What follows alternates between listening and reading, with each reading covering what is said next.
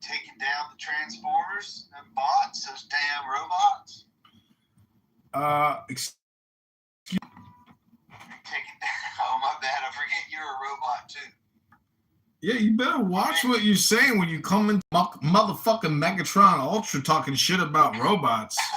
My bad, I forgot. You're Man. also a robot. I meant the other ones. Talk about disrespect. Is that how you generally introduce yourself to a fucking talking killer robot? I'm telling you, I just blurt shit out to people all the time. Jesus, dude. I would never go into a killer talking robot's house and talk about killing killer robots. Like, that's just me. But I'm Megatron. Right. I take it back. Can I have one chance? It's too late. We've already issued your end of life operation instruction. So unfortunately,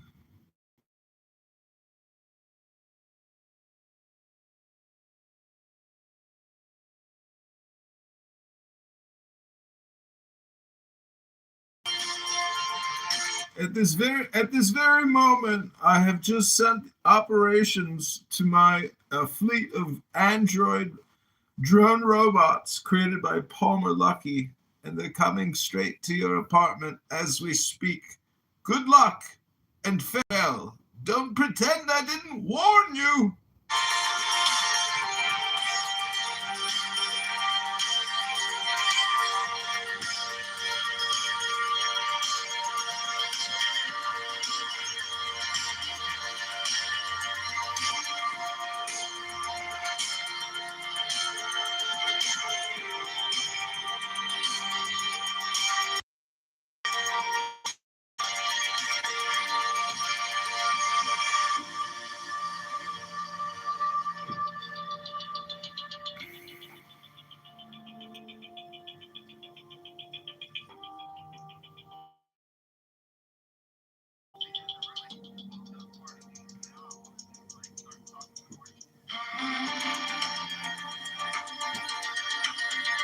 You've been warned. If I were you, I would start running.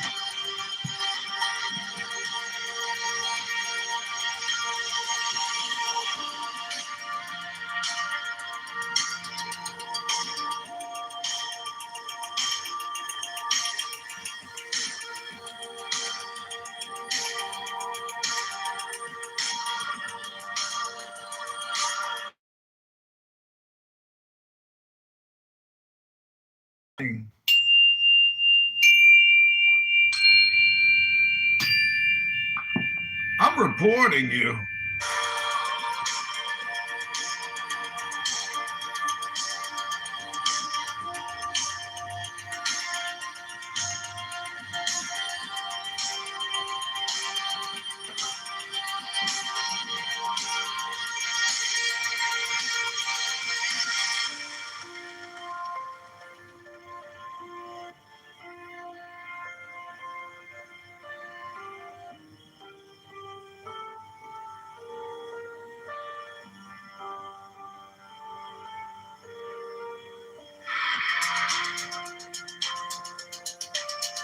You're back for more.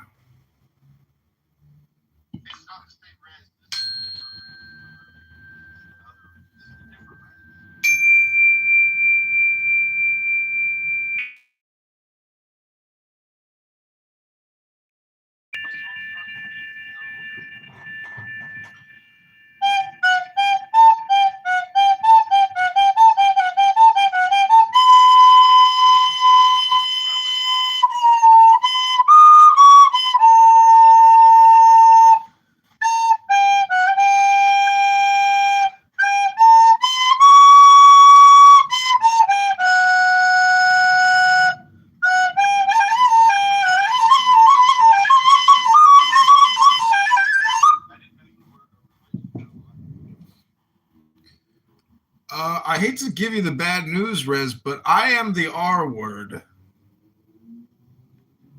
And I know you are also the R word.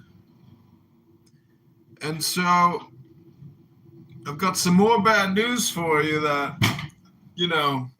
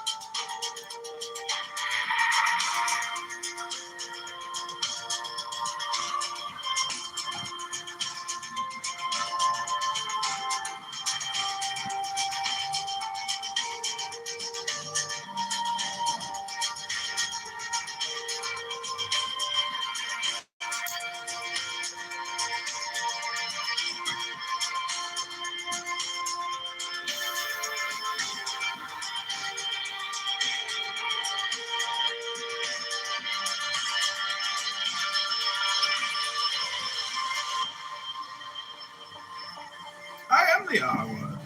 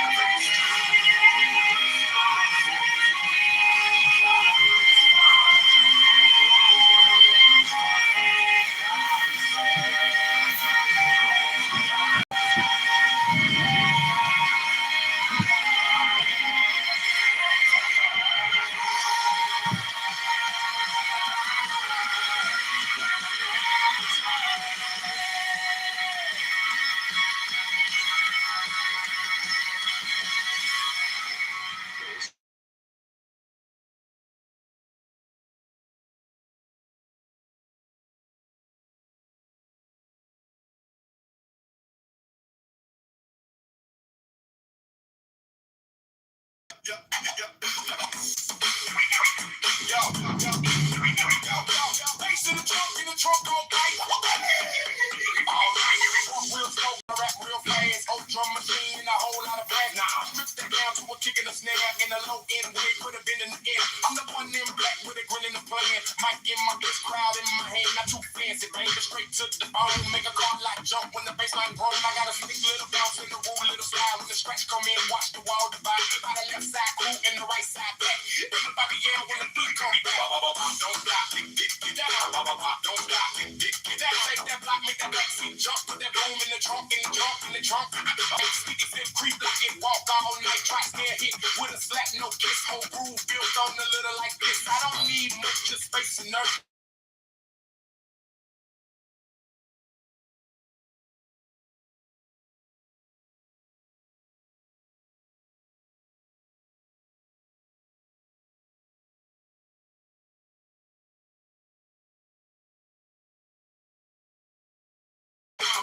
Don't stop, get that, shake that block, make that backseat jump, put that boom in the trunk, in the trunk, in the trunk. Don't stop, get down, don't stop, if he came to rock that rock like that, old school, for the cold cut rap. Get.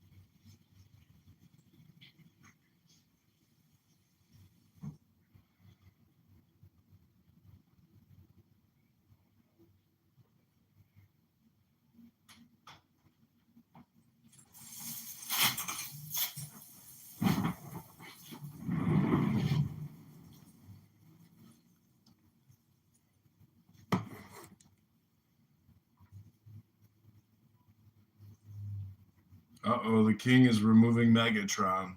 Thanks for the update, King.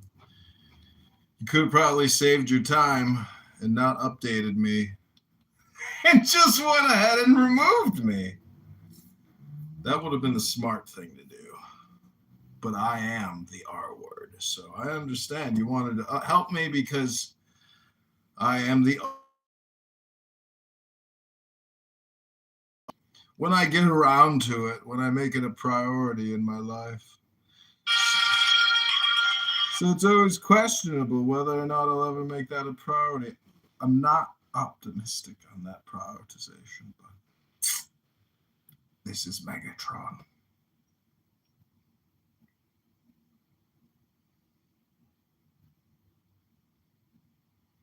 Powerful war song of Megatron, the supreme master and commander of the gnome-like universe.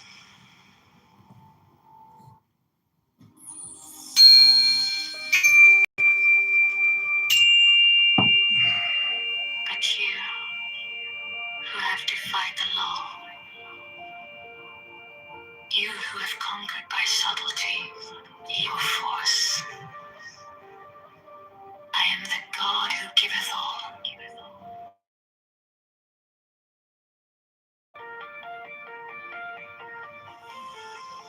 20 I ask you to sacrifice. Nothing at mine altar. I am the God who giveth all. 20 with life, love, force, fantasy, fire. These do I bring you. Mine hands are full of these.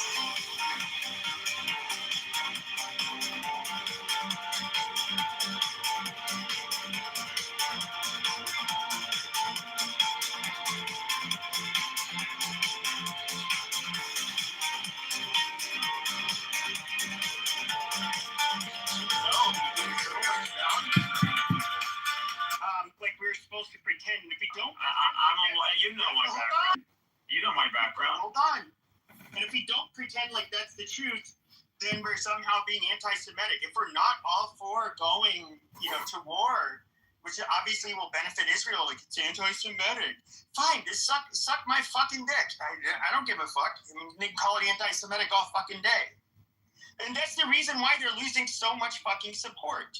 And they call us the woke right. But the funny thing is the woke people were the ones that were trying to cancel everybody and cry and bitch and scream. Because it's racist, it's anti-Semitic, it's homophobic.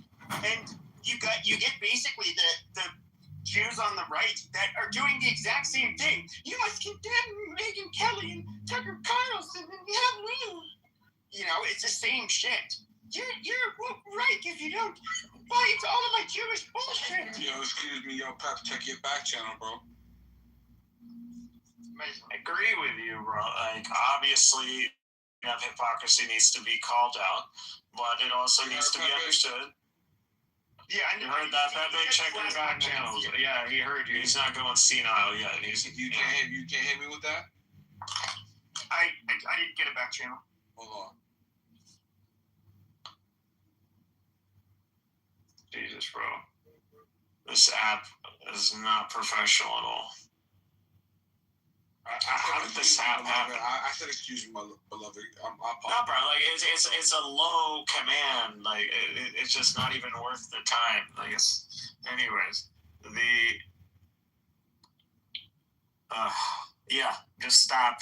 Hate the game. Don't hate the player. But when we tell you about the game, you start defending the game, and you're like more zealot about maintaining the game than your own interest. When we tell you like this liberal capitalism doesn't work, you know why? Because there's always going to be some more tightly netted, privileged demographic that can out-conspire you and end up reaching the top. Humanity is a marvelous creature. It can somehow, with enough time, beat anything. That's just the facts. Are you saying nature wins out? Exterminate them all. So, otherwise they're gonna come back. Pepe, I'm just wondering, when you say Israel's not our friend, whose friend are you talking? Are you talking about America? Yeah, America. Why isn't Israel America's friend? I view Israel as being a terrific friend for Israel. Best buddies. Oh, really? Then why do they have to lobby us so hard and buy up our fucking media, buy up social media, implement all of these rules basically, or convince social because they're the chosen people to basically not allow you to say anything negative. They trying to pass, El Normo, do you want to go in there and try to correct Pepe? If you can find the room, it's called Israel Emoji Flag is not our friend. Get us to fight in a fucking war where bigger Americans block. will lose their lives for their fucking country. That's bullshit. Yeah, because only Jews did that. Yeah, not a bunch of Anglo-Saxons before the war on terror. This was Jews. The things I mentioned was Jews. Okay, but when those grievances come from non-Jews, crickets. When they're coming from Jews, now you notice. Do you understand? That is racism. That's anti-Semitic. The Israelis, you know what they consider anti-Semitic about all this? When it comes down to Gaza, they are like, you know what they say to the West? They go to the West, you are being anti-Semitic because if it was you, you would have exterminated them about it and put it in a museum. But because we're Jews, you won't let us, and you are shackling us with the UN and with all this. These guys don't look at Israel doesn't look at things the way an American internally to America looks at things. No, these guys are love the jungle. They're still thinking World War II Europe, bro. That's fine. But quite frankly, I don't have to. I mean, people can spend all the money lobbying. I tend to understand the Jewish mind a little bit. It's so weird. So out to lunch like it's. I prefer to discuss facts or analyze induction. I don't like to engage in personal discussions. It's not personal. I'm talking about the nonsense that you just said, trying to figure out where Israel's coming from. They just go World War II. It's just crazy what you're saying. Like, what insight could you possibly have into the mind of Israel? Well, that was just literally incoherent because it doesn't present any clear statement that we can agree or disagree on. Your characterization of Israel is nonsense. Is that clear enough for you? It's weird. It's schizophrenic. That's a subjective opinion. I can't falsify that. But hold on. I want to falsify it. Just go by Israel's statements and see how they relate to anything. It's not my favorite fucking Jew. You should have been. Okay, hold on. This is when you enter. I hope so. So I did post this link up top. When I made the room. So I thought this was funny. This was the White House's justification for why we needed to do the war, and then it was FFD. Trying to think who it was that founded it, but basically it's basically an Israeli Zionist organization that their whole sole purpose is to it's PR for Israel. But this is the war that was supposedly Israel. Pepe, stop you right there. Israel. Pepe, first of all, El Normo looks like my penis when it's shriveled up. Dude, if you're gonna do the juvenile insults, I'm just gonna move you, dude. Okay, but all I'm gonna say is I want to pee on El Normo's Alright, conditions under the weekend just to suck my. God damn. PB, I have a question, please, for you. Yeah. You are American. Yep. What is your identity? Are you white? Yeah. I'm white. Oh, okay. This is my question. So I'm just wondering, when you say you're white, can you define what that word means? Hello? But I would say this. I'm looking at this through an American lens. I'm not looking at this through a racial lens. This is a national thing. So So you're a nationalist. Why do you think that Trump would make them? Is he stupid or what? Yeah, I think he is. I think he is. I think he did have a lot of pressure, mainly. When it comes to Kushner and Witkoff, I think absolutely. We know what their bend is. He's always been somewhat friendly with Netanyahu. His two biggest donors. We know what that helped him out a lot. When have we ever seen anybody influence him in any way before?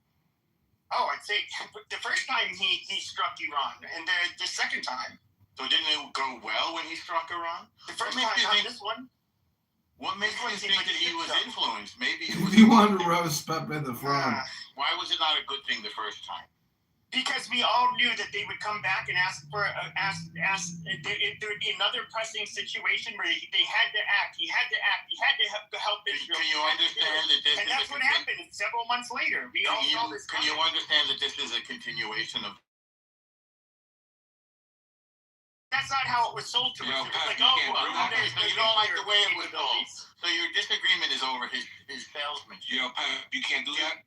Can you understand, Pepe, that the U.S. has been planning to do this for over 20 years? That this is a battle plan that was planned in detail, to the granular detail, for the last more than 20. So the question is, when's the best time to do it? Oh, I would say I wouldn't have done this. I mean, I think we would have had to strike their nuclear facilities every few years, but we will have to. But as far as doing some kind of doing a campaign like this, and God forbid, I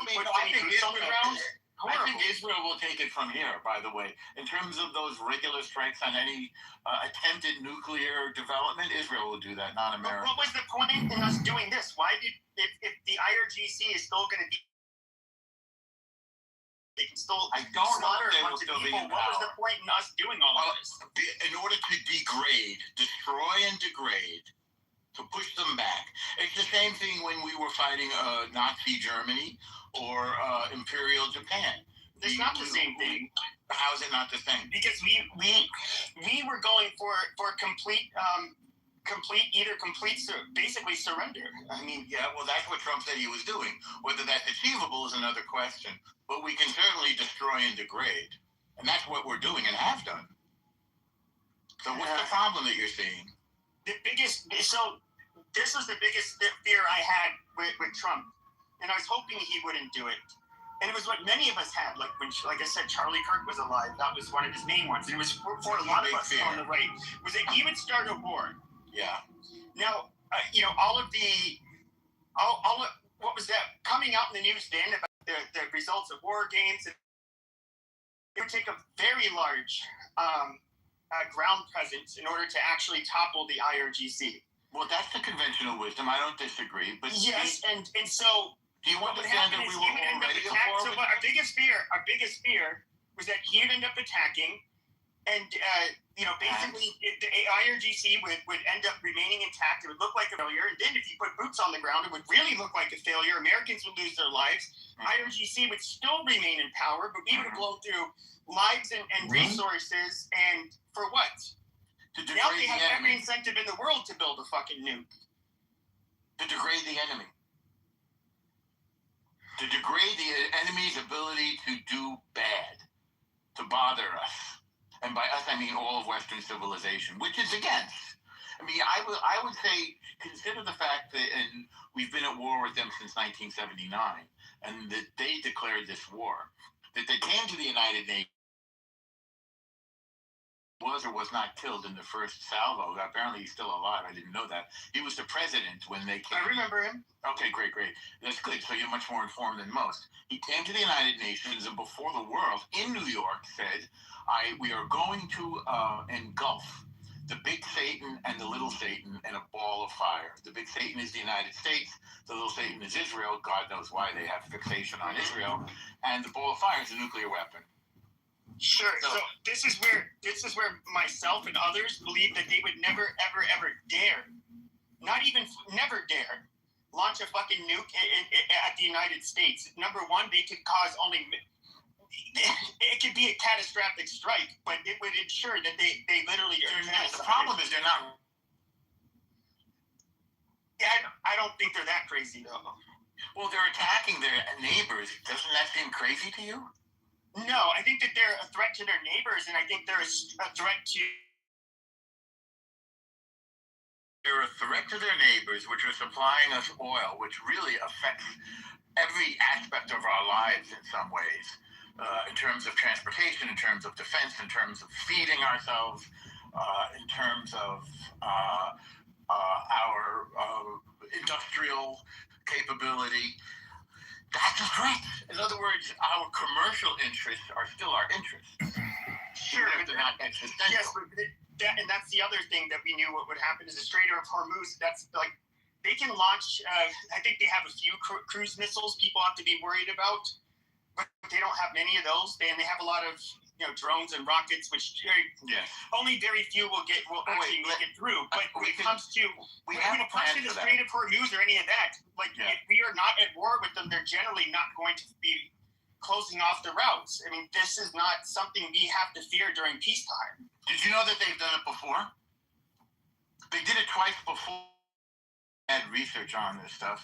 They did, so there's Operation Earnest Will in the 80s and Operation Praying Mantis in the 80s. In both cases, they tried to, we actually had naval battles with them in those two operations. So they've done it before. Yeah, I mean, You get kicked out of Matt's room. I think BB kicked me out for calling him a name.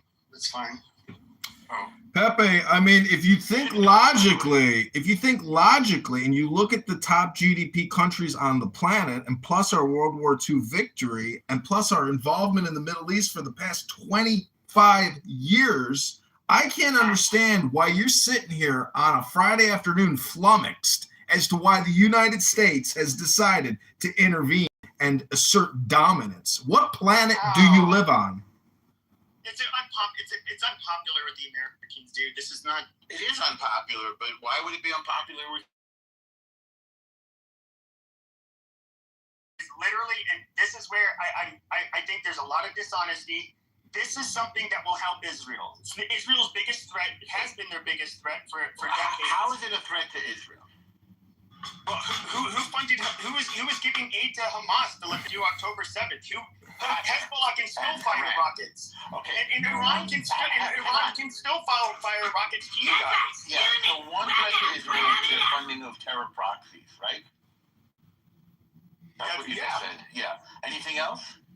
And of course they send missiles and rockets. And a direct threat through missiles. Okay. So. Why do we think that? Well, like I said, is your subtle point here that you don't care if they do that?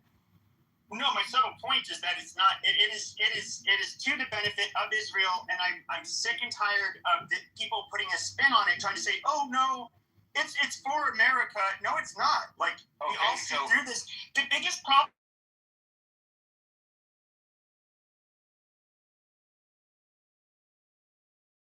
So you don't mind the war, people don't like somehow. I mean, this is a little bit like a jealous sibling. Like, why? Not at all. I mean, it's not that you don't think that we should kick their ass. You do. It's just you don't like it because it benefits Israel. No, I don't. I would never. Like I said, I did not want to, like a major really attack organization.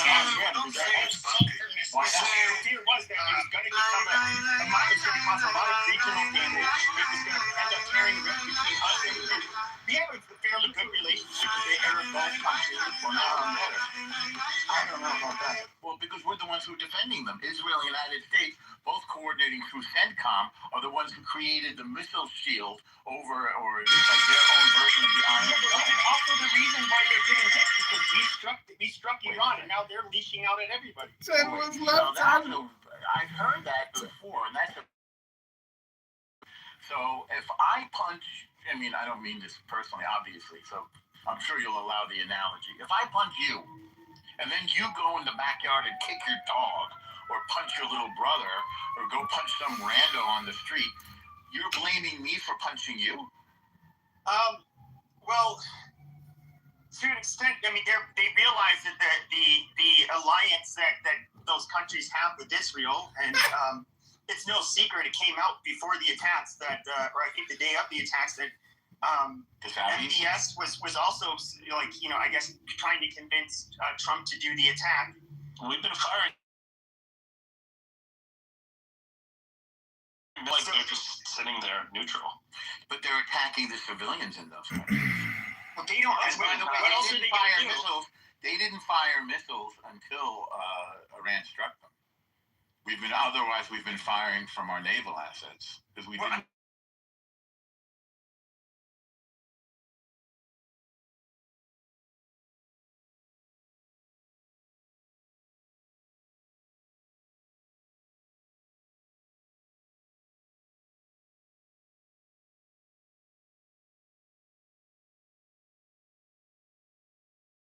They're Muslim brothers, and you go and hit your little brother because I punch you, and then you blame me for what you say. Well, the Sunnis are not their Muslim brothers. Well, they are and they aren't. This is the weird thing. The one thing that seems to is hatred of Jews and Israel, and they hate Israel because it's Jewish sovereignty, and they believe in the apocalyptic coming of absolute Muslim domination of the world. It's just that the Shia are kind of more essential. I'm not gonna lie. There's like you see quite a bit. I think of that going on with I don't know which Israelis we are, but I mean they're pretty open about talking about wanting to be not just a regional, but like a global superpower. Well, I don't know about global, but certainly we have become a regional superpower, particularly in the last few years, out of necessity. That isn't going to change. But there's certainly no need or desire. Like Israel is not going to want to.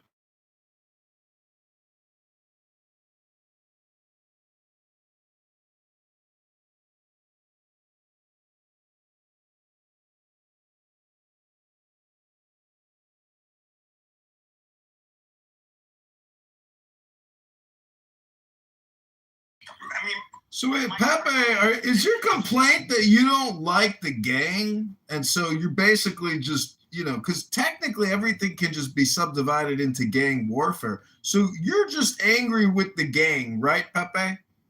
no, I don't want us to attack wars. This is what I sort of think. Who's that speaking? That is that Chicago.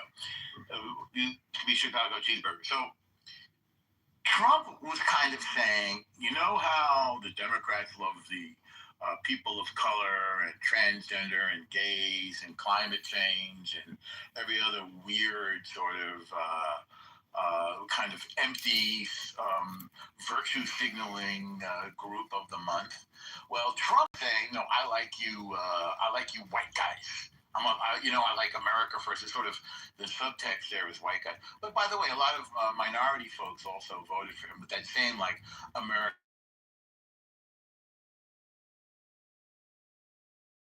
In Iran, because he is.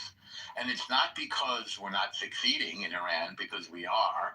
It's just that somehow some part of them doesn't like the Jews, doesn't like Israel, and so it just bothers them that the United States is allying with Israel. Like, they didn't really object to the Iraq war, if you remember, right?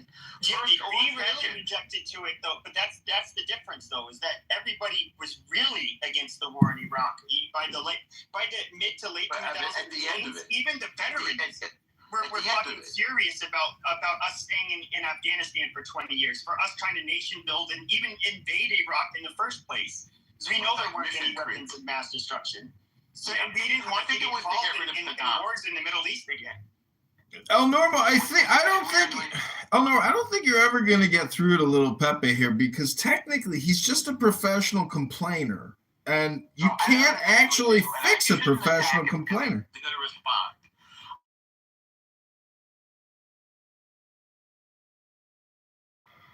You see, Pepe doesn't understand that hold on a second. Hold on. You don't understand that Trump has Trump has obliterated a terrible legacy of terrorism that was created when they raided our beautiful embassy. And so that's why I have to say is Pepe is actually just voicing the concern of the herd. The herd will always say war is bad and it's a racket. But the truth is, it takes real leadership, real courage and strength to destroy bad behavior and legacy bad behavior at that. So what Pepe is actually just doing is complaining. This is Chicago Mayor. I am complete. It just has to be worth the squeeze. We all hate the IRGC. It could be like very quick minimal effort. IRGC's overthrown and they're gone. That would be, nobody is against that. Nobody likes Iran or. I mean, obviously, my hope would be that the IRGC is overthrown. Now that it's started, but like we know how I don't think that's going to happen. Well, regime change is a very big ask. Now, I will tell you, and this has not been widely reported, but because it's actually out there, because I'm listening to various Mossad chiefs, various CIA chiefs, various former generals of CENTCOM, like Frank McKenzie. And first of all, the apparatus, the architecture for bringing down this regime is far more advanced than anybody is admitting. And the CIA is on the ground there now, as is Mossad. There are cracks in the edifice of this regime. People are not showing up for work. Obviously, the leadership has been destroyed, then destroyed again, then destroyed again. So I would say we don't have boots on the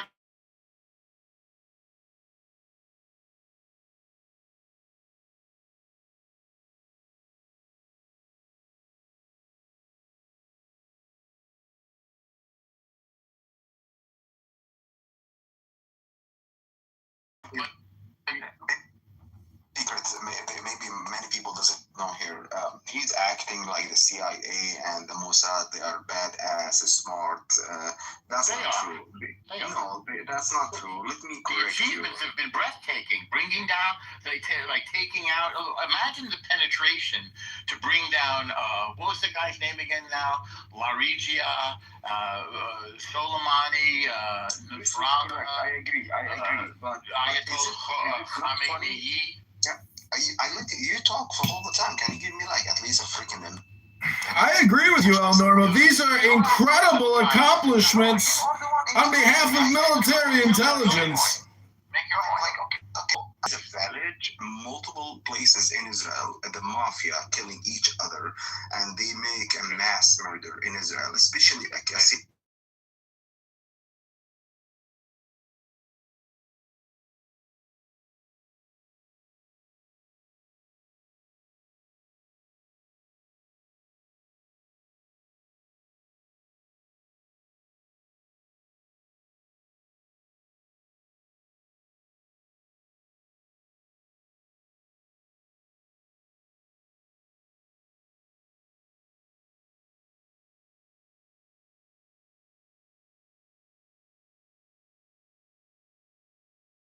This is unrelated to Iran entirely. I'm gonna give you just an example that this is how it's different. You have a mafia and you have a terrorist inside You Israel. already gave that. And they cannot arrest them.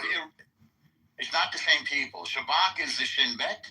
Shabak is the nickname for Shin Bet. No shit, Sherlock. I know it's different, but they are. Then why did you do two unrelated organizations? Because they are failing. They cannot stop the terrorism inside Israel. I'm talking about the Mossad and the. Did you know, by the way, that the Why Mossad did you stole know the about nuclear October 7? program? I'm Why asking did you know a about question. October 7? Why did you know about October 7? It was a failure. It was a failure. That's Shabak's failure. Just one time. They failed one time. No, you asked about one time. I answered you about one time. Did you go to college or anything? Because again, it sounds like your reading ability is very limited. You're not reasoning correctly. Answer. Why?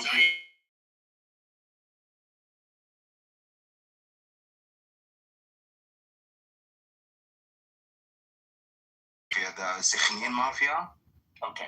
Are they Arab or are they Russian or what are you talking about? Oh, those Arab. Do you want the Jewish one? You want the Jewish one? No, I'm trying to figure out what you're trying to say. They are mixed. They are do you understand that the CIA? Do you understand that the CIA is a different organization than FBI?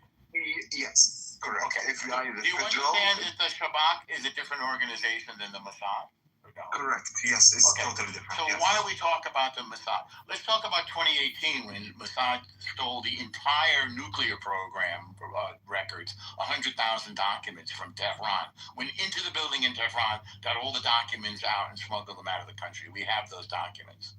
The same document they stole from United States, CIA, correct? No, incorrect. It has nothing to do Why? with the You American don't have a traitors, Israelis. What's fled up the there? Are you country, on go to to another jail? topic now?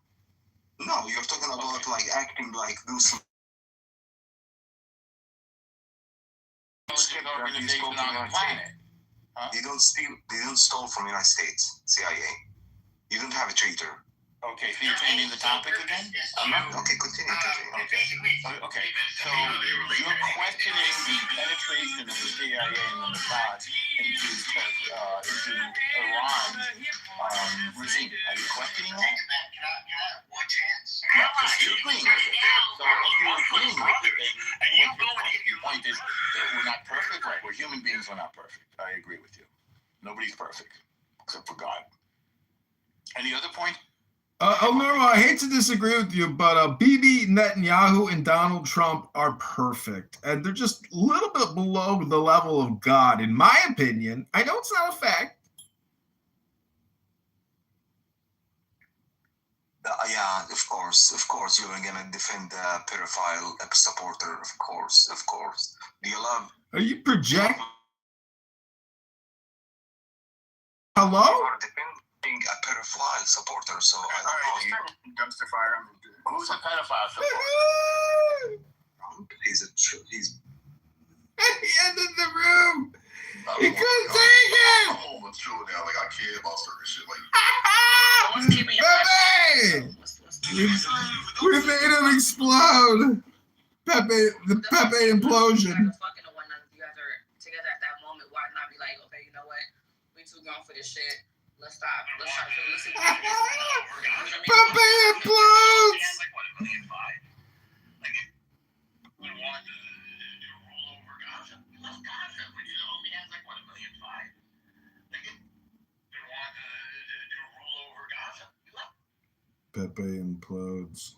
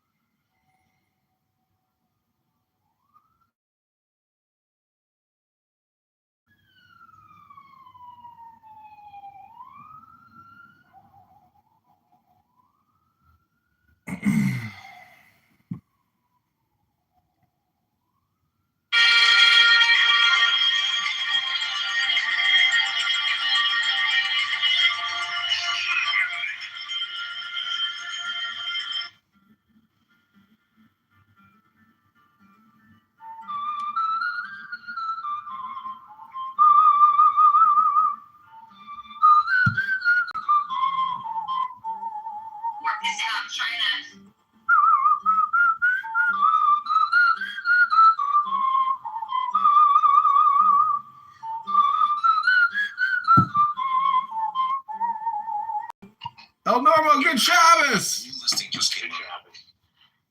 Did he end the room? Or just... Yeah, he couldn't take it anymore. He thought he was platforming J words.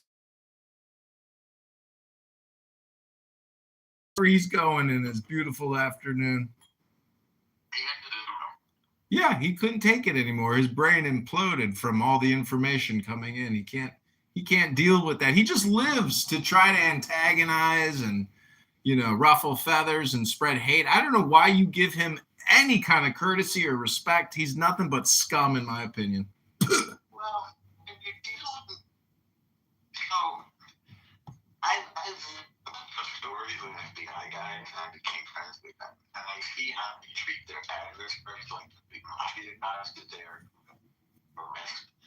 And it's sort of a friendly, smoky relationship. Like, as an example, this FBI guy, I guess I won't use his name right now, but I can. He wrote a book, Joe O'Brien, and he told me that he used to buy the mafia birthday cards. That kind of trolling is kind of genius. Yeah. And then the other mafia guys would think that the FBI, like that they had become informants, that they became. It's really nasty. And I said, so like, and then Joe said to me, and I always bought Hallmark cards because I cared enough to send the very best. That's what he said. Another time there was a mafia guy who was like following him out of a Dunkin' Donuts parking lot, and so Joe like sort of blocked the entrance because the guy was pissing him off and honking his horn and said it was a mafia guy. And he got out of his car and he took out his revolver and he pointed it at him. And he had to testify at a trial about this. Like he could have gotten in trouble for pulling his weapon. And he said to the judge, Your Honor, I hadn't had my coffee yet. I hadn't even had my cup of coffee. I mean, he's to me. I'm going to deal with these guys. I want to know what's going on in their head. I want to troll them. I want to feel like understand them. And Pepe had helped me in a number of when I was trolling Soren, Pepe got in there and helped me. We became like a tag team. We beating up. Yeah, I get it. We practically made Soren cry. I'm not kidding. We just beat the shit out of him. Yeah, I mean, I roast Pepe, but I don't, like actually personally hate him. But I just hate that he's using his life. That's my critique, as an artist to say I'm just critiquing his artist that I just wish he could brand it, and make himself a comedian, call himself Pepe, King of Comedy, just brand it for what it is, but don't, the way he frames everything is Jewish hatred. It's horribly obnoxious. And hatred of black people. Did you see the King of Comedy movie? I did. It's genius. And a clip came up on my YouTube feed a couple days ago, and I'm watching both Jerry Lewis, which is an amazing performance. It's genius casting on Scorsese's part. I think he wanted Johnny Carson, by the way, and Johnny Carson declined. But Jerry Lewis is a real actor, actually, amazingly. And Robert De Niro, it's a role, he's never played a role like that again. A sort of a nervous, fidgety, kind of jokey, loser, but with a weird kind of will, to kidnap this guy. And he's wearing these goofy glasses. Yeah. The movie really, really holds up. Yep. And I took my kid to see The Joker, which you probably saw with Joaquin Phoenix, right? Yep. Okay, and then I said, okay, I can't believe this film is really unbelievable. We both loved it. Todd Phillips was there, so I sent Julian to go talk to him. And Julian was 15 and said, don't buy it. Oh, God, are you recording this phone call? On what? On YouTube, on Clubhouse. Okay. Anyway, so I sent the kid up and to talk to him, and they had a really great talk. Which was kind of cool because, again, my kid was his target audience, teenagers who were into comics and superheroes. Anyway, after we saw Joker, I said, okay, now we have to watch King of Comedy because there are a lot of references to King of Comedy in the movie The Joker.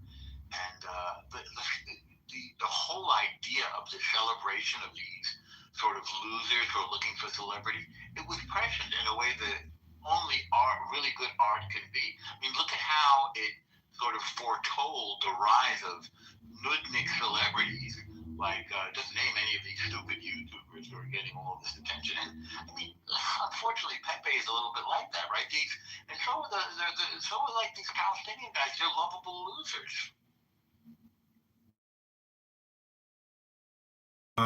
But it's, one in which I like to compete. I mean, I give you credit for wanting to, communicate with him. And I think it's important, but I also think it's important to record these horribly pointless, stupid conversations, just so, because they're everywhere. And actually Pepe isn't even as toxic as some of these hardcore rooms on X. I know we've discussed it, but they changed it from JQ Radio to CQ Radio, Christian Question Radio.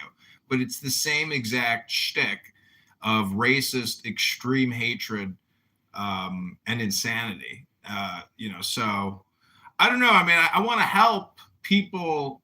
I want to help people stop being their own worst enemy in terms of the content that they're creating, because it's got to be like living in hell. If all you do is create hell in your conversation, your life is hell. And I don't know if these people can even admit it, that they're miserable and unhappy, and they're doing this to try to fill their own lack of joy in life. So it's pathetic. And that's why I like roasting them. I have a different question. question for you. Why did people get the idea somehow that the FBI was investigating you for that other like how did that lie start? That was Jay Breska, because he was salty that he gave me like a couple $100, $200, $300, whatever he gave me, and he was just salty. So he came on Clubhouse, dropped his little lie to try to make himself feel better, that he felt like he wasted his money or something. But that was all Jay Breska. That was his final little F you, I guess, to me for roasting him all the time. He just came on Clubhouse and he's like, yeah, 2 weeks ago, one contributor to John Kitover because we had investigated him for, this. So he says, then he came 2 weeks ago. It's like, oh, really? 2 weeks passed by and you just came online to tell everybody. Okay, Jay. That's just his shtick. He's a race-stirring hypocrite. And, he's obnoxiously, I know you've met him, but that's what he does. He creates these white... I don't agree with your characterization. I like him okay. I think he's... I respect human beings for where they are. Nobody's perfect, and I don't agree with your characterization. It's just my opinion. I don't really, I like you, but I'm just saying, I thank Jay Breska for giving me the money. I had an incredible steak dinner, fish dinner, stayed at a hotel, got signatures. I would buy the guy dinner. But I'm just saying that's where that bullshit came from. But he's not the only bullshitter. A journalist who does fake news here, he put that blurb saying that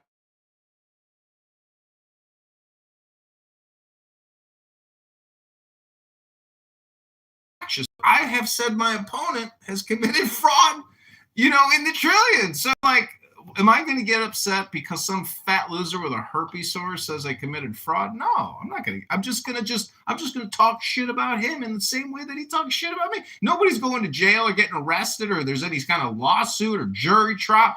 It's just all fucking online bullshit, El Normo. That's what it is. It's just shit talking. Why do you think there's all these murders? It's because of people on the internet shit talking on Instagram. These cops have to investigate the Instagram messages to find out who the fuck murdered this person. It's online beef.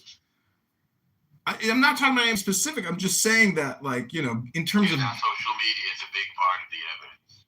Yeah, but it's all online gossip and lashon hara. So it's better. I've read Maimonides wrote that it's better to spread lashon hara.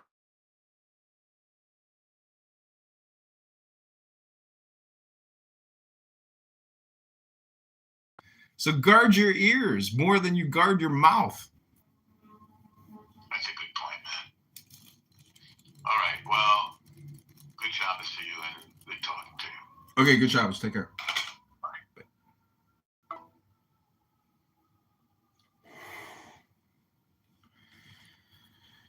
Ribono Shalom. I had the excuse, but even then, I'm not even in here like that. If you look, you can see, 1 or 2 bones. That's it, right? So then you do whatever you need to do.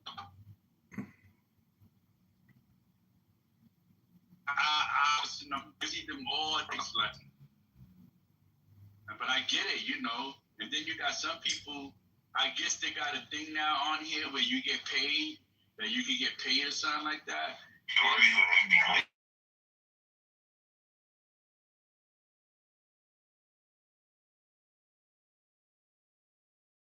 Super paid, and I'm like, okay. No, I know, but it's like how you don't, but when you say they're not, they think you're hating or you don't know what you're talking about. It's like, first of all, you don't even have a big room. You think somebody's going to pay $20 a month or $50 a month to be in your room. Whoever does that has a sickness. True. What's up, Chicago? Somebody at the bottom? Okay. Yeah. No, you good, man. Focus on the road, brother. Oh, yeah. We're missing out. Now I'm just pinging people in there.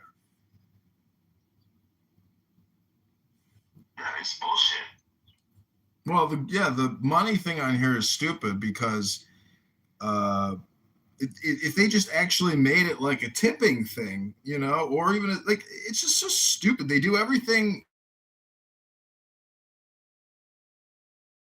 actually usable. So their product innovations, whether it's a monthly subscription or gold coins, they're never going to make it off of that. But they're already making it off of just selling all the data because the government wastes a huge amount of money buying data from stupid third-party data brokers that buys this app's stupid fucking useless data. Right. It's funny that you say that because the data or the information, they have it from other platforms.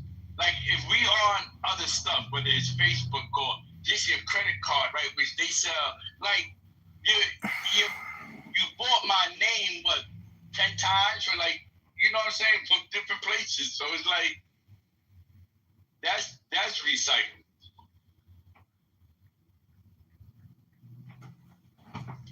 It's just because the government has so much money to spend and Microsoft says, oh, we got more data. You can buy more data. You know, so it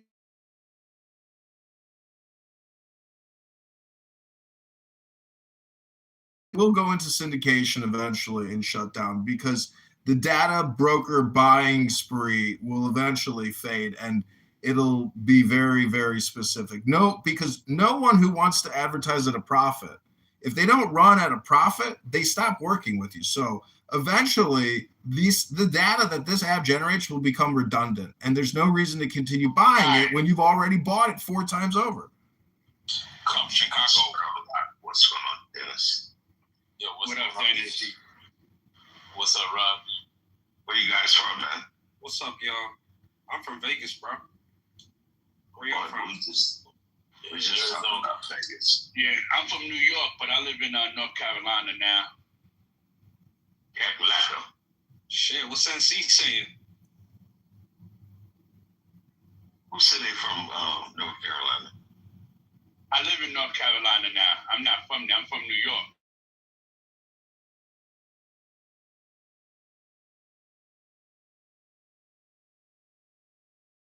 Either. That's why I'm asking. What's Carolina like? Oh, I didn't know you said that. My bad, Rob. Yeah, my bad. No, we had a world tournament down there in Carolina. Carolina is nice, just depending on the area you live in. You know what I'm saying? It depends what you want to do for you to live in a specific area. If you like to party and you really want to go out, you go to Charlotte.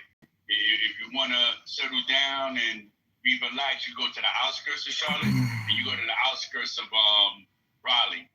You know, and it depending on your income bracket is where you live at. You know what I'm saying? What's the big airport at? That's Charlotte, right? No, RDU. RDU is bigger than Charlotte. Yo, Chicago, where you from? I was born inside Uranus next to Saturn.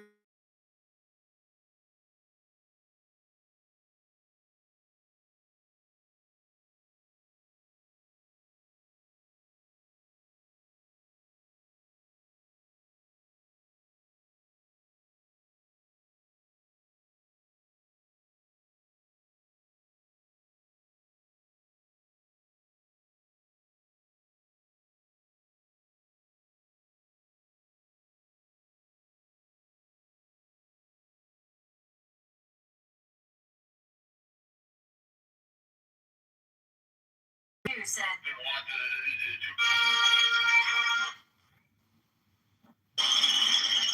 real cool, bro. That's real cool. Yeah, we do some dumb shit, man. Wish I got to do some shit like that, man.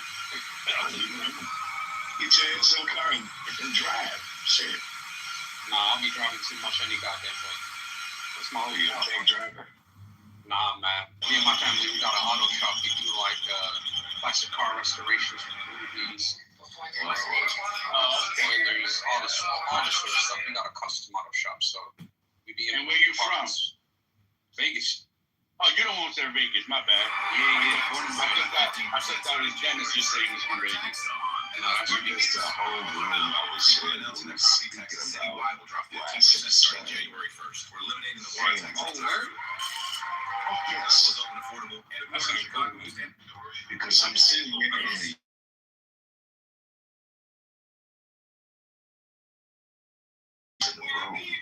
I started jumping out. Fine. It's we had to recover and start all over. Because I just got tired of it and showed everything. Like fries with that. I said shit the next one. Then I'm getting 72 shillings. Usually get the number 6, which is 2 cheeseburgers. That's what I got right now, man. I got it. Hey, man, it's a beautiful car, man. You can't blame me. You can't blame me now. What you got under the hood? Not much, to be honest, man. I'm trying to keep the street legal. I'm not trying to do too much with it. You know, it's just trying to get me from point A to point B, but it just looks good. That's enough for me. Okay. Speaker, members of this And Congress. also, 72 bubble bag. Big gear. I just want to emphasize how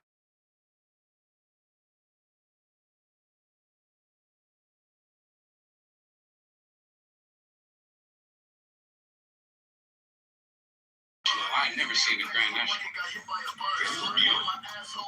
that was in pristine condition. And he wanted us to do some work on it. And I was more than happy to. I just never seen it. I've always seen a couple of Grand Nationals in and around town. I never seen one that was just, how do I say it? I would drive this car, right? It just needed some new rims, sound system, you name it. But When it was like door panels, no, they didn't have them door panels. It was a pack with 6x9s. that sounds good. That sounds good. 6x9s and those. Yo, you gotta show me some work, brother.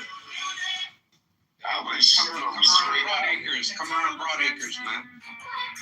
That's where we located. I was showing you. Hey, That's right. nah, it's all right, man. We giving out deals, man. Business is booming. I'll tell you what. I'm very happy. You know what it is? Some people might look at me as if they're fucked up for saying this, but I'm really happy ICE is in town. Because they are just fucking up everyone's cars. They are able to high-speed chases like it's GTA. They fucking up everyone's car. We're getting a lot of business from them. Well, we're gonna do this. Is what we're gonna do. We're gonna do something like that. We're gonna ping 5 people in. We're gonna talk some mad shit. And I would say that, which one was better, Grand National or the Monte Carlo? If you ask me, I'm going with the Grand National. I got to. Okay. You can do a lot with that car, I'm telling you, man. You can do a lot with that car. Monte Carlo, I'll say this.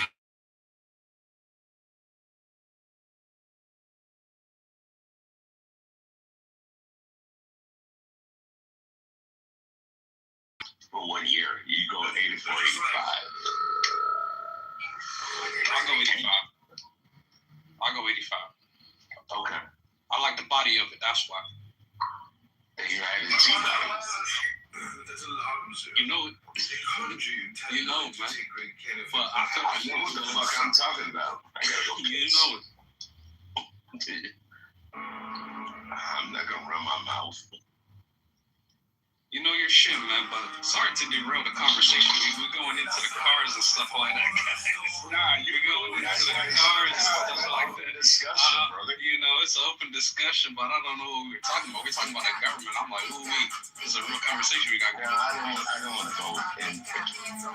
Guys, I don't want to go into religion and politics. We just hanging out, man. Just chilling.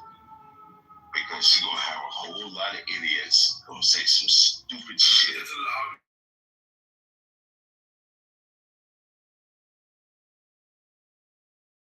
that a you problem?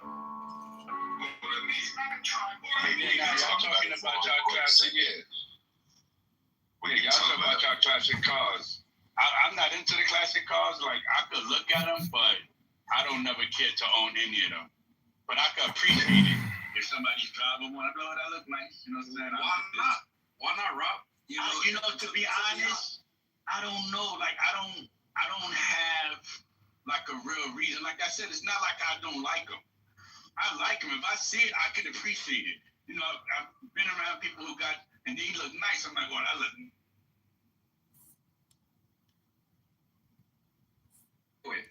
I told you what I know more or less about the guy.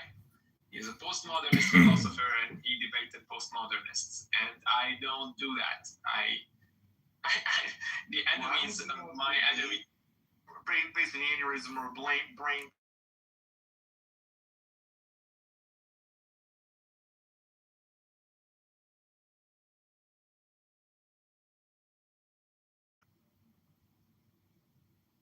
We get all the drunks that show up here just randomly coming in all the time.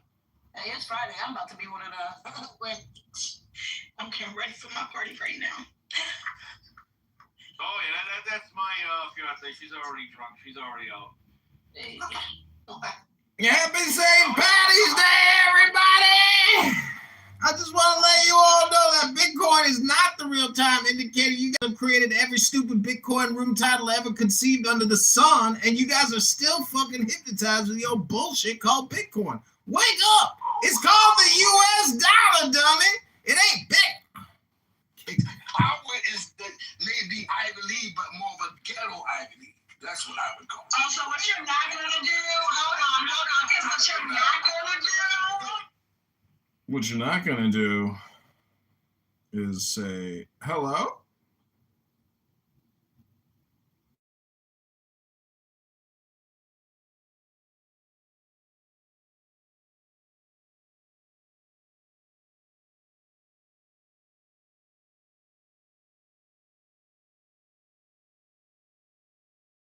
Real fast, old drum machine and a whole lot of black. Nah, stripped it down to a kick and a snare and a low end wig, put a bend in the air. I'm the one in black, we're grinning the plan. Might get my bitch crowd in my hand, nice and bang straight to the bone, make a car like jump. Dennis. In the room, little style, just watch come in, watch the wall divide by the left side, move in the right side back. By the air, we're gonna look on back. Don't stop, get down.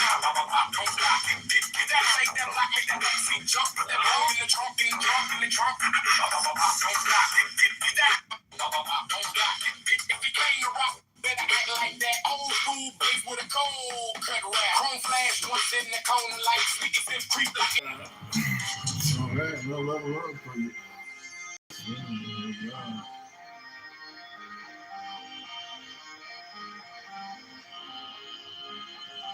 can get a sword.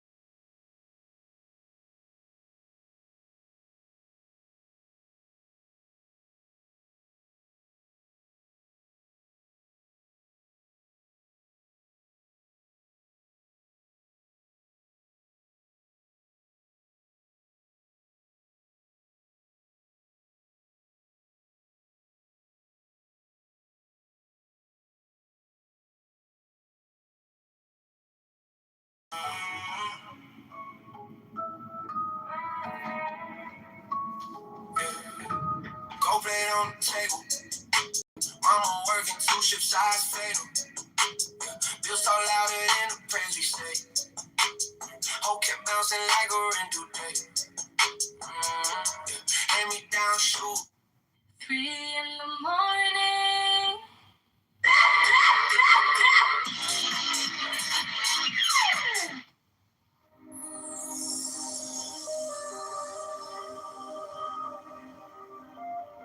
But you, who have defied the law,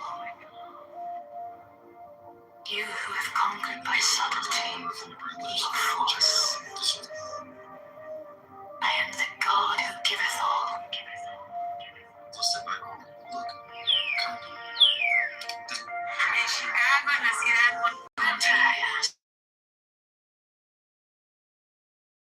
Nothing at mine altar. I am the God who giveth all. 21 light, love, force, fantasy, fire. These do I bring you. Mine hands are full of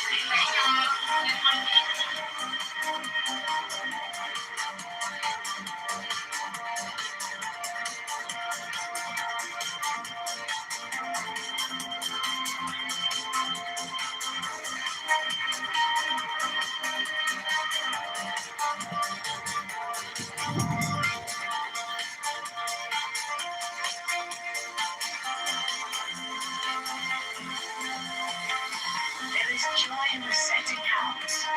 There is joy in the journey. There is joy in the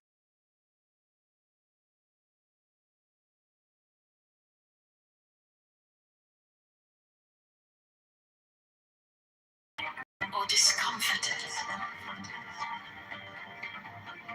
Then ye may know that ye have lost the golden thread, the thread wherewith I guide you to the heart of the groves of Eleusis. My disciples are proud and beautiful. They are strong and swift. They rule their way like mighty conquerors. 25. The weak, the timid, the imperfect, the cowardly, the poor, the tearful.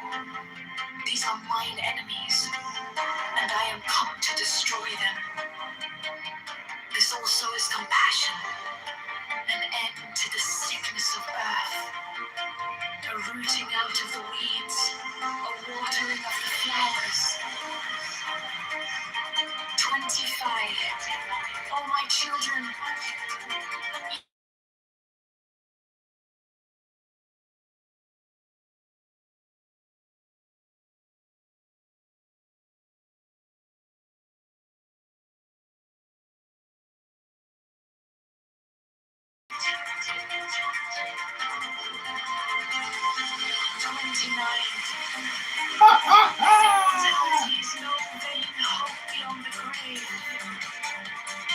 I offer you a certain consciousness of bliss. 30. I offer it at once on earth before an hour had struck upon the bell. You shall be with me in the morning. Let not be of decay.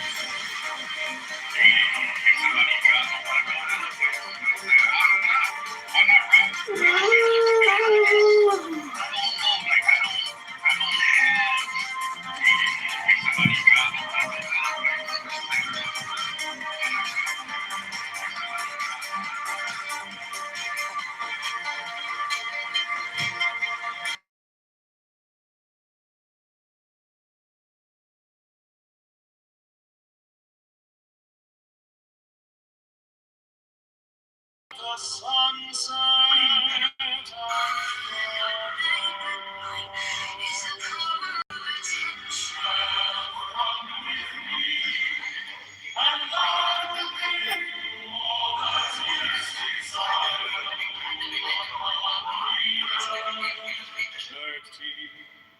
because I give you that of which earth and its joys are but as shadow.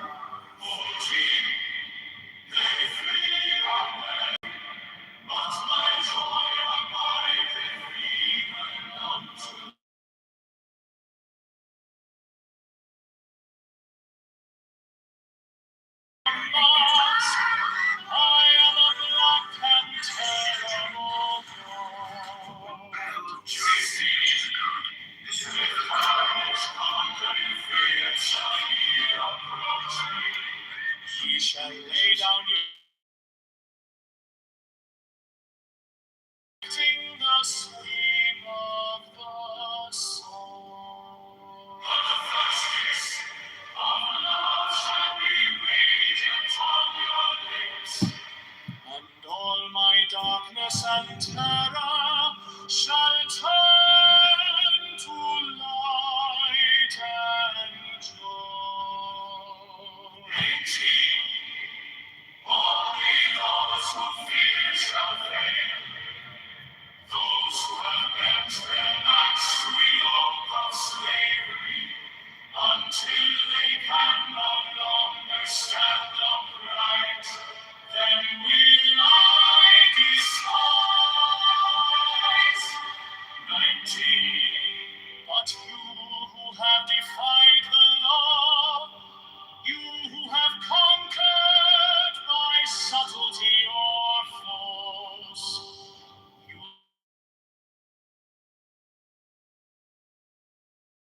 even I will take you unto me. 20. I ask you to sacrifice nothing at mine altar. I am the God who giveth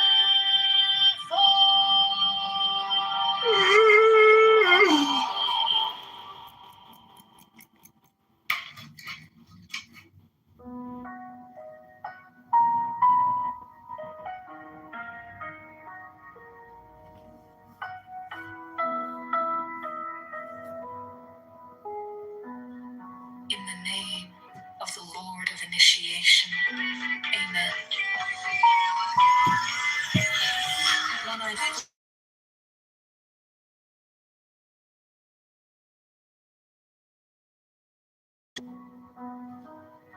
2. I swoop down upon the black earth, and it gladdens into green at my coming. 3 children of earth, rejoice! Rejoice exceedingly, for your salvation is at hand. The end of sorrow is come. I will ravish you away into mine unutterable joy. I will kiss you and bring you to the bridal. I will spread a feast before you in the house of happiness. 6. I am not come to rebuke you or to enslave you. 7. I bid you not turn from your voluptuous ways, from your idleness, from your follies. But I bring you joy to your pleasure, your folly. 9. All that ye do is right, if so be that ye enjoy it. 10. I am come against sorrow, against weariness, against them that seek to enslave you.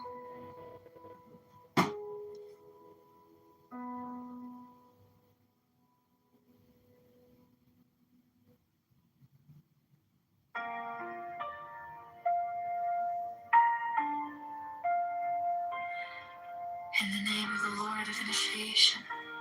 Amen. 1. I fly and I light as an hawk. Of mother of emerald are my mighty sweeping wings. 2. I swoop down upon the black earth, and it gladdens into green at my coming. Rejoice! Rejoice exceedingly, for your salvation.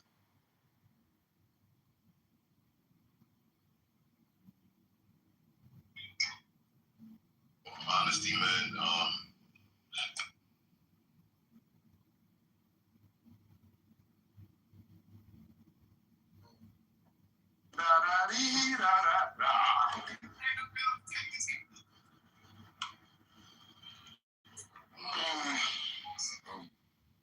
Look at this nigga.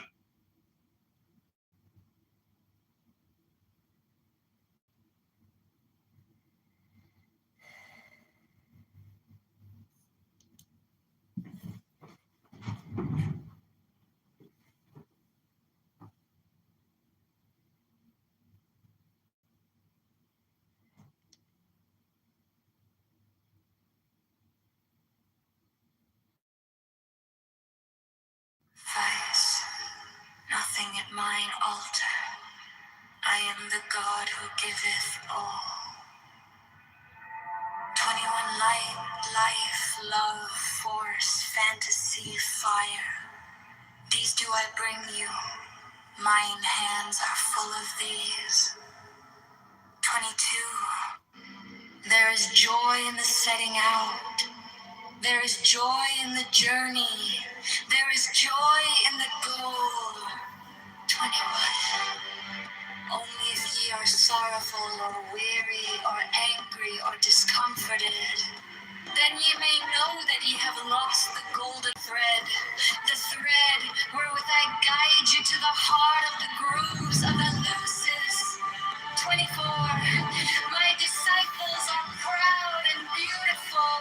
They are strong and swift. They rule their way like 25. The weak, the timid, the imperfect, the cowardly, the poor, the tearful. These are mine enemies, and I am come to destroy them.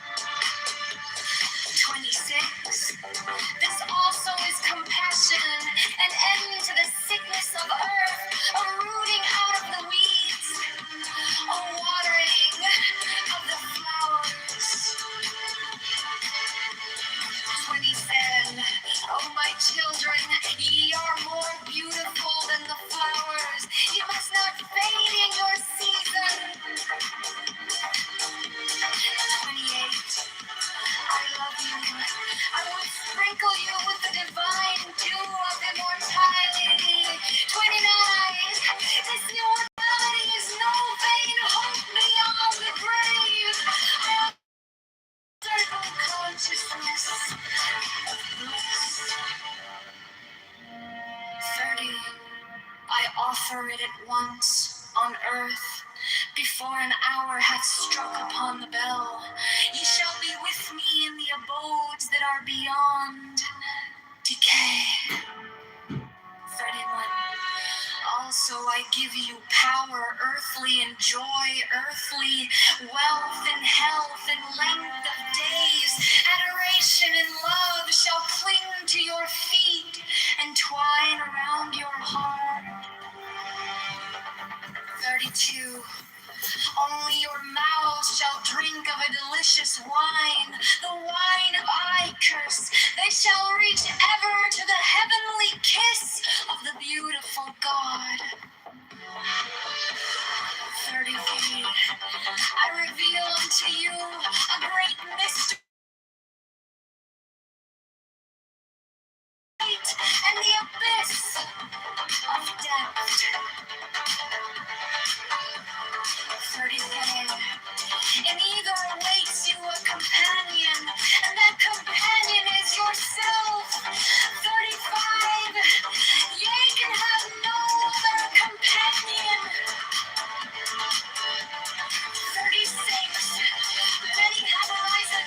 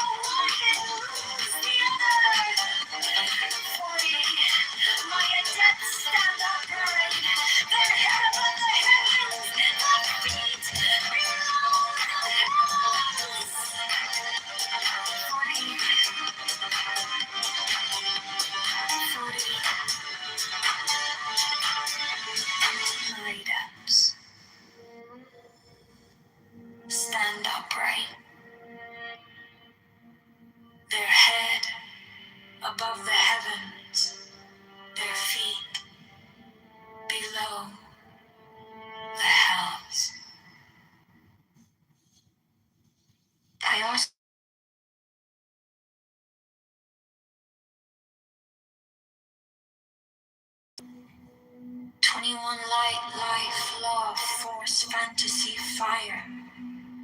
Days do I bring you. Mine hands are full of these. 22. There is joy in the setting out. There is joy in the journey. There is joy in the goal. 23. Only if ye are sorrowful or weary or angry or discomforted, then ye may know that ye have lost the golden thread, the thread wherewith I guide you to the heart of the groves of Eleusis. My disciples are proud and beautiful. They are strong and swift. They rule their way like mighty conquerors. 25. The weak, the timid, the fearful, these are mine enemies, and I am come to destroy them. 26. This also is compassion, an end to the sickness of earth, a rooting out of the weeds, a watering of the flowers. 25. Oh, my children, ye are more beautiful than the flowers. Ye must not fade in your season. 28. I love you. I would sprinkle you with the divine dew of immortality. 29. This immortality is no vain hope beyond the grave. I offer you the certain consciousness of bliss. 30. I offer it at once on earth.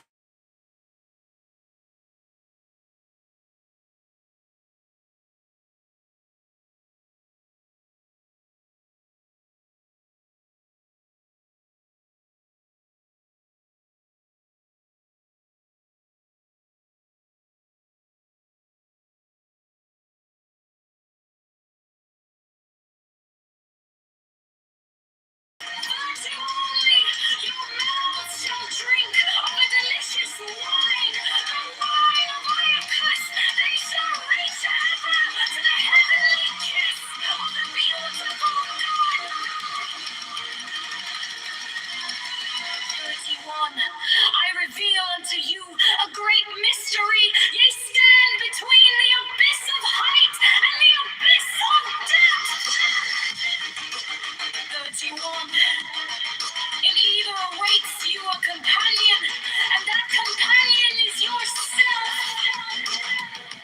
31. Ye can have no other companion. 31. Many have arisen, being wise. They have said, seek out the glittering image in the place ever golden, and unite yourselves with it.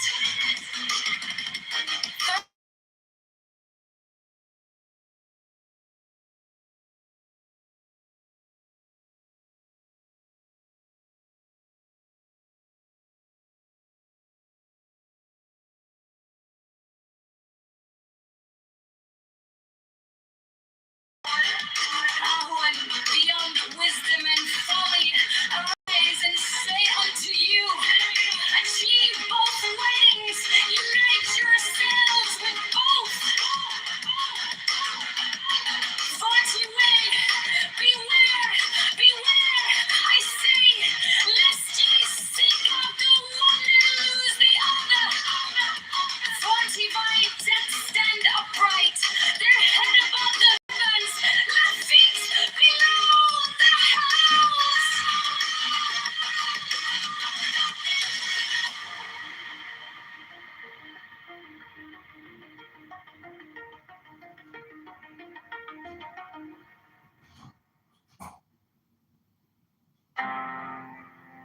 In the name of the Lord of initiation, amen.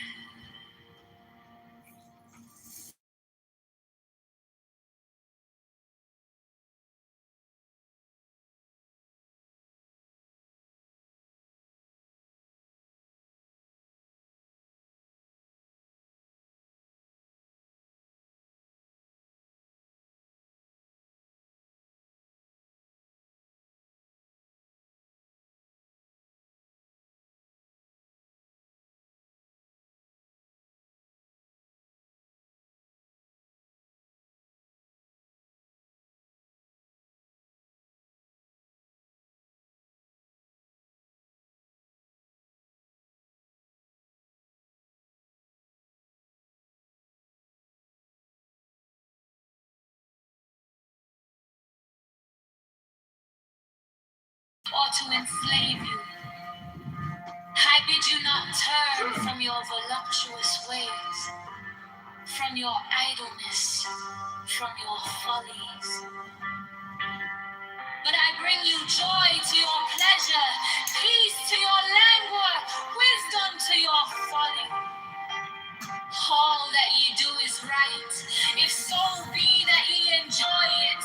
I am come against sorrow, against weariness, against them that seek to enslave you. 11. I pour you lustral wine, that giveth you delight both at the sunset and the dawn. Come with me, and I will give you all that is desirable upon the earth. Because I give you that of which earth and its joys are but as shadows. They flee away.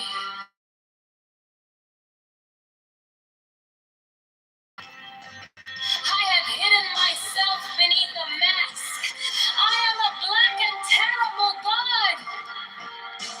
With courage, conquer, and fear shall ye approach me.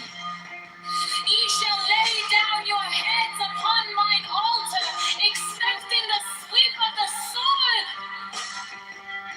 But the first kiss of love shall be radiant on your lips, and all my darkness and terror shall turn to light and joy.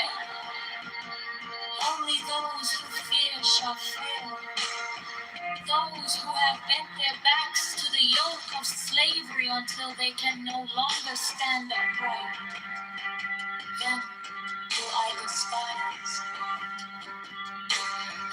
But you who have defied the law, you who have conquered by subtlety or force, you will I take unto me, even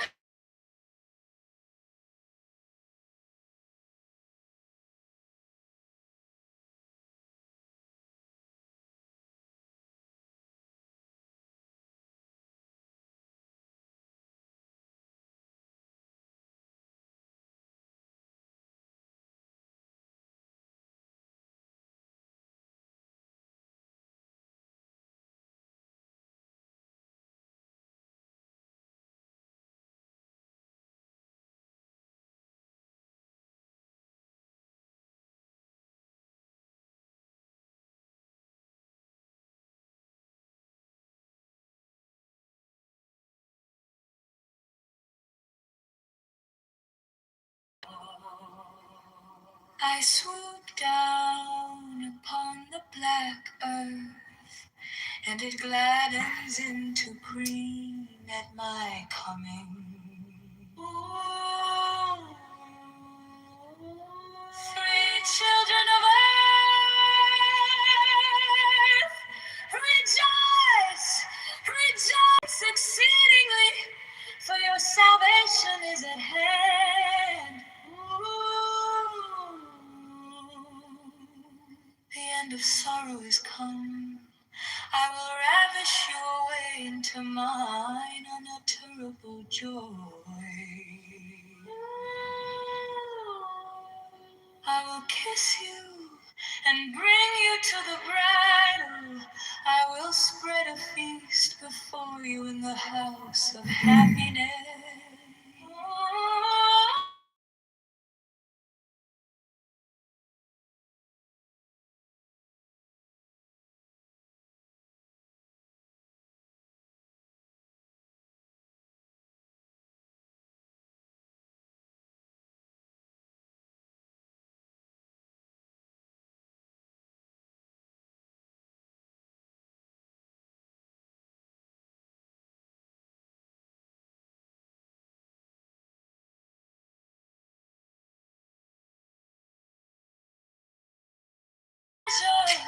Peace to your languor, wisdom to your folly.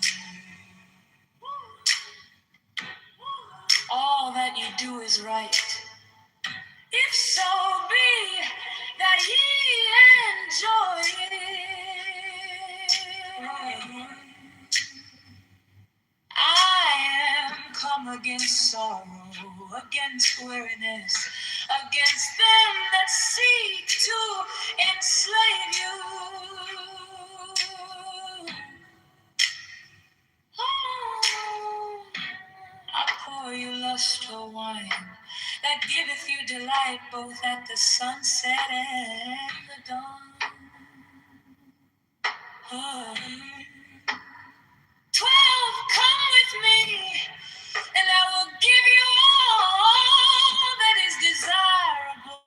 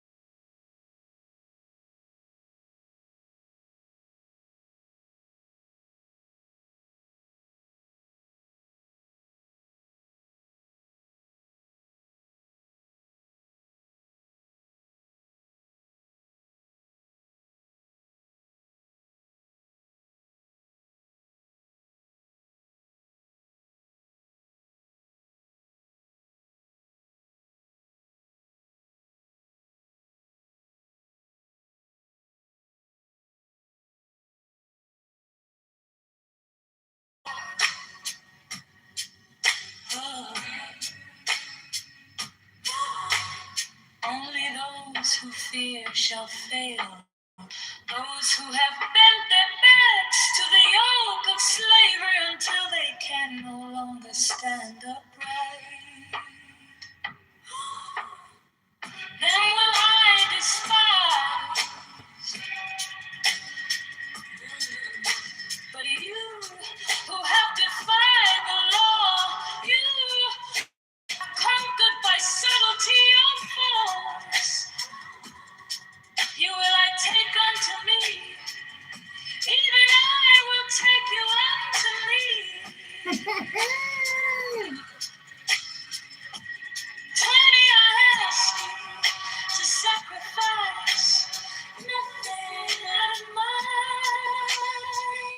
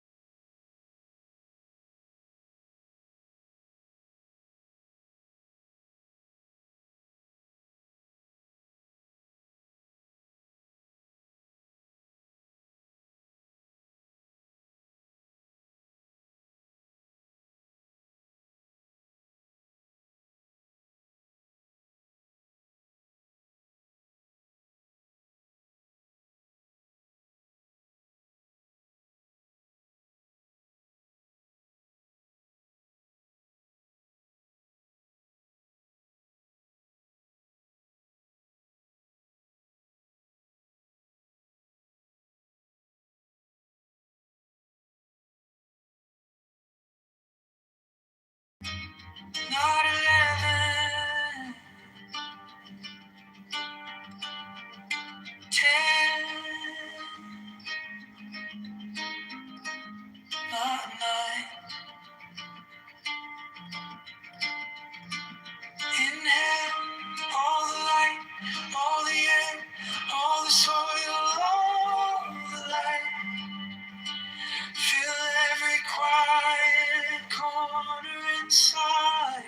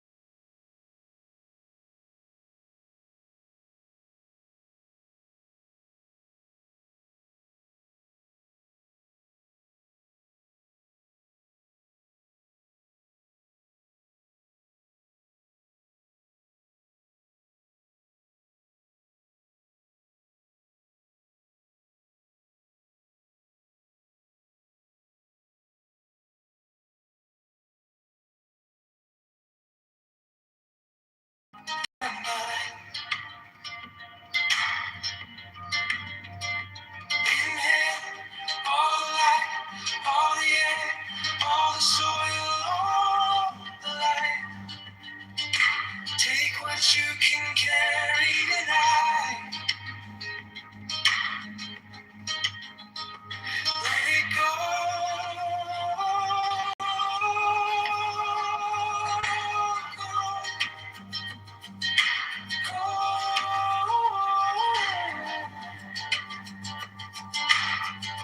Let it go.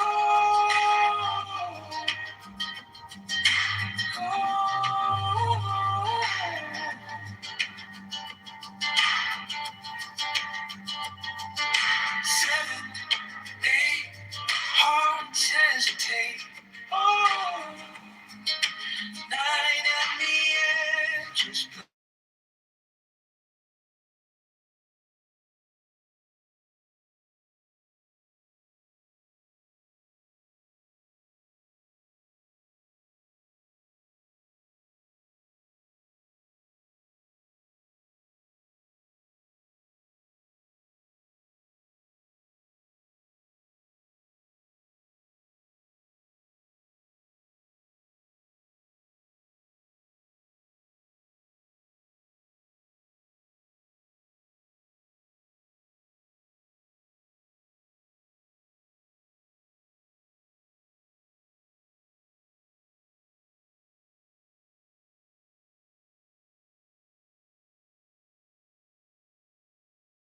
Let it go.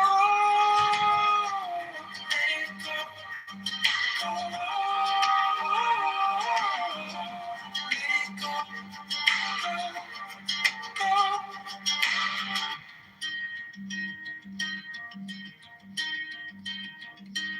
Wait a minute, he had no justification to go in there because the world should just be full of peace and love. And if we just be peaceful with the mullahs, I'm sure they'll be peaceful with us. You know what I mean? Like, you just gotta just show love and then give them money. And I'm sure they'll be friends with us. What do you think? What do you think? You think that'll work? Well, it works with Israel. Yeah, I have no idea what you did. What do you mean it works with Israel, Othello? No. I'm trolling. I'm sorry. Yeah, it's okay. No. I mean, listen. I No, support. but Othello said that comment. What did you mean by that? Yeah, it doesn't matter. It's Othello. It means that we give them money and they're friends with us. They don't want the money. Hold on. Been educated about it so many times. You don't give Israel nothing. Like, do you understand that? Educated. What Israel?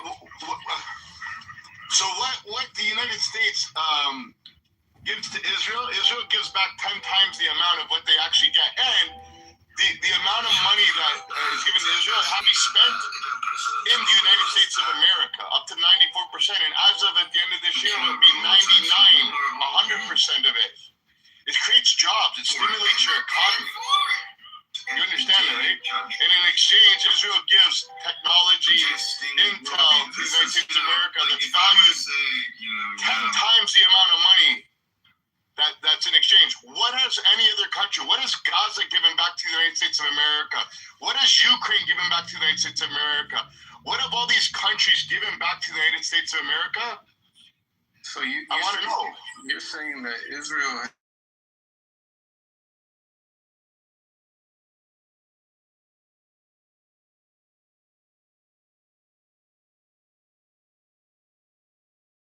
Yes, that. It's sickening how uneducated you guys are. Like, it's really scary, bro. That you're gonna have children one day, and they're gonna be learning from you, and you're gonna be trying to educate children with these mush brains. Like, it's so sad that you guys think I can hear stories that you guys believe that the United States funds the healthcare system inside Israel. You sound like a fucking head. You're gonna have to show me some sources to where Israel has. Yeah, I don't even have to. You can do it yourself. Go on ChatGPT right now. Go on any Perplexity. Go on Grok. Go on anything. Google. Find out how the funding works with Israel, and then ask how much money has Israel given back with technology and intel and all kinds of innovations, and then ask what Ukraine or Uganda or Gaza, any of these countries, ask them what they've given back to the United States. You're going to see zero, big zippa, nothing. And then ask what the American, what that's valued at, and you're gonna be shocked. It's actually sad, brother. So we give them money to buy things from us. No, that's not how it works either. So say you give Israel $1 billion. Israel now has to spend it in the United States of America. And what they do is, so they'll build weaponry that they buy back from the United States of America. Like, it's scary how uninformed you guys are. And I listen to it day in and day out. And you guys are so convinced about it. That's the scary part. You're convinced about bullshit. You can do a simple search. It doesn't BB, matter. They still benefit. Listen, BB, listen, I wake They up still every benefit morning. from the money. Hold on. Are you joking? Do you know how much you guys benefit from the money? Do you know how much the United States of America benefits from having Israel as an ally?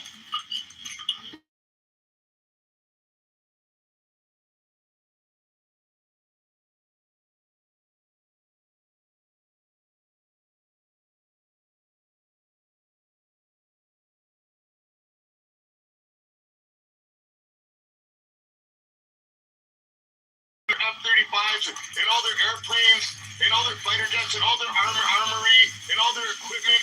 Do you understand the technology that Israel gives to the United States of America that you benefit from? It's not only that. It's so It's not only scary. that, BB. What happens is when Israel bought the F-35s in the United States, they bought them stripped out. And Abby mentioned this earlier. And what happened is they bought them stripped out and they put in their own technology. After they come back and they showed Israel the type of technology they put in and they showed its capabilities in war, they saved actually America billions of dollars in tech, having to do research and development and actually having to, make their jets capable of having this technology to fight in a war and to be proven to have air superiority in the sky.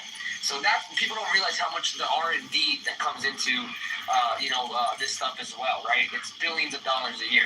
There's a new technology that they just developed where it's the guidance on how the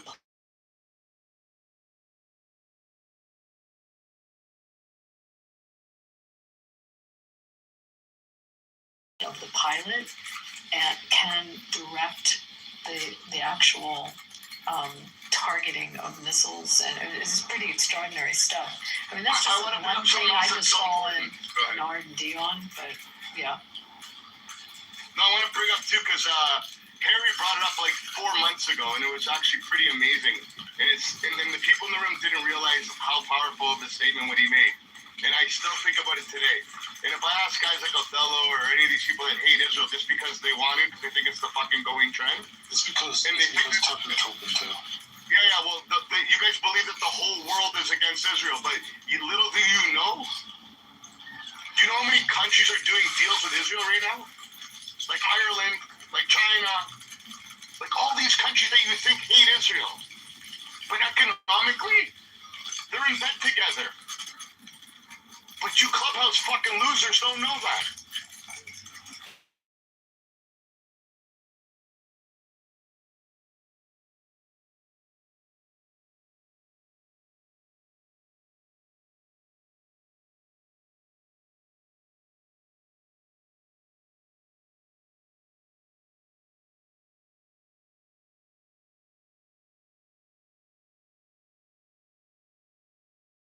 I'm not trying to be I'm not trying to insult you in any which way. I wish you could learn and actually do some research instead of going into echo chambers like Amir's rooms, and all you're doing is being indoctrinated with bullshit and lies, and it's just being regurgitated. And then the problem is you end up regurgitating at another stage, and then people just don't say nothing. They don't speak up on it because they're like, it's not worth the argument. But to me, it is. Because I'm really serious. You're the future generation of the next children. And if you're going to be educating them like that, we're in big fucking trouble. Because you're so ill-informed. It's scary. Please, my brother. Just do a simple search of what Israel gives back to the United States and how the funding works. I just put something in the chat. It's too long to read. And it's actually old. So it hasn't been updated. I think it's probably 5 or 6 years old, and it came about when there was the concept of boycotting, and it just showed like what happens if you boycott. Like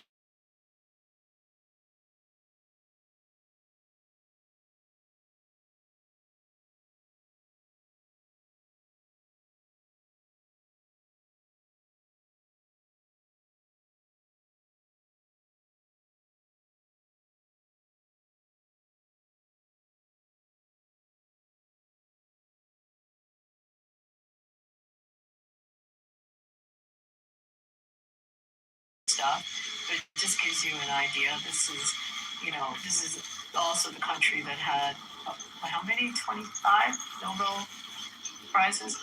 Just this last year alone.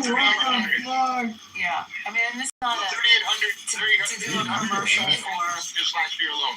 Yeah, I mean, so it's just the point that yes, there's a lot provided back, and outside of just the military and the intelligence information given back, there's just a lot of ingenuity that comes back into the United States. That was the point of it.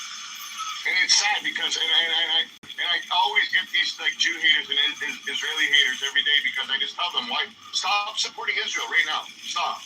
And they all scream, we don't support it. You're on this app, you're supporting Israel. So you're supporting Israel. Is Joseph Camp a Jew hater? Wow. And he's gonna have.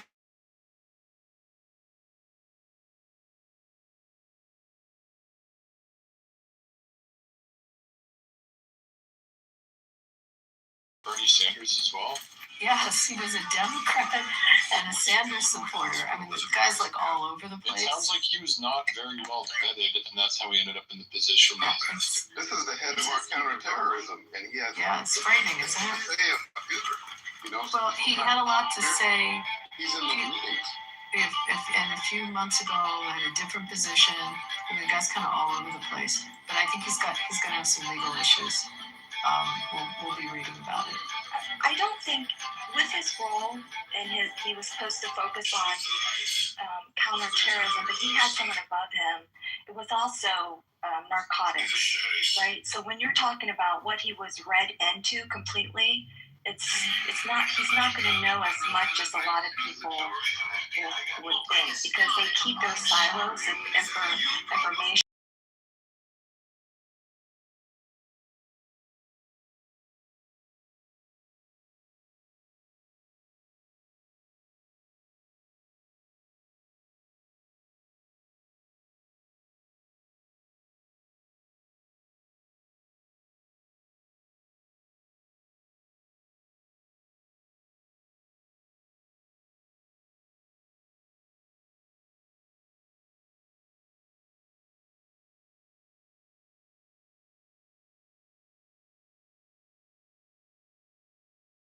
Own personal reasons, right? Which you do, that's fair, but then are you also looking at yourself and saying, are you highly sensitive to the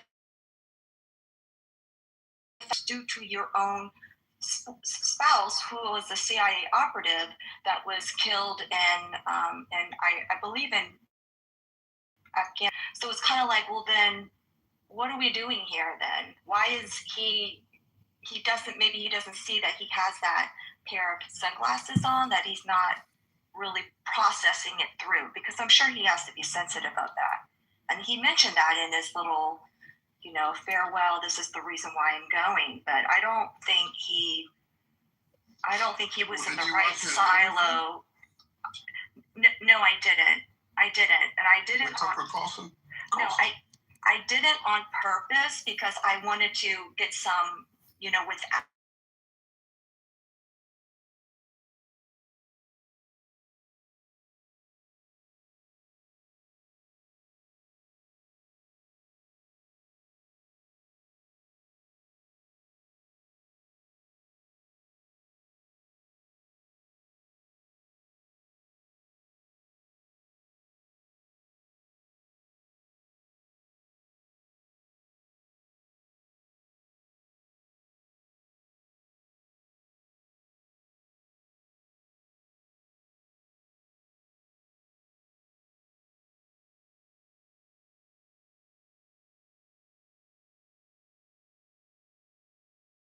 They do this all the time. Liz Cheney is a perfect example.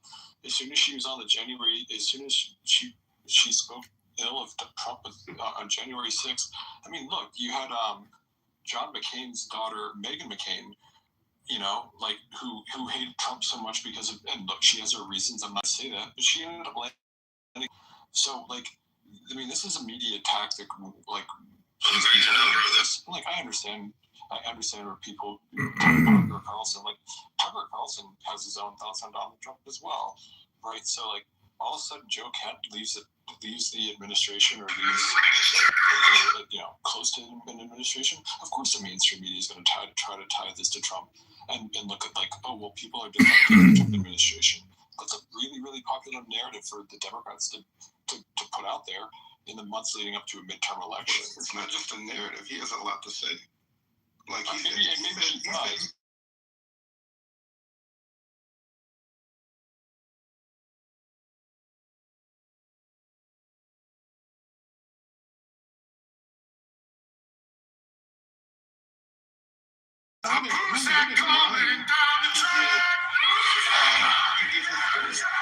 He literally was in those meetings. He was the director. He said a bunch of positive stuff about Donald Trump. He said, hey, I was in the Trump administration, I know a bunch of stuff, and I'm leaving for personal reasons. I'm leaving because my wife isn't out there to give birth.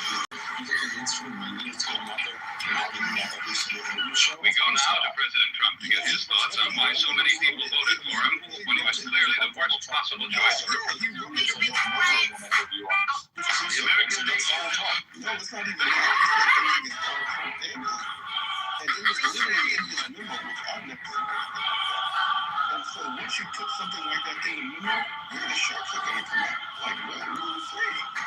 But he also closed his salutation it was my distinct honor to serve, the president. Well, no, I think he said under the Trump administration or the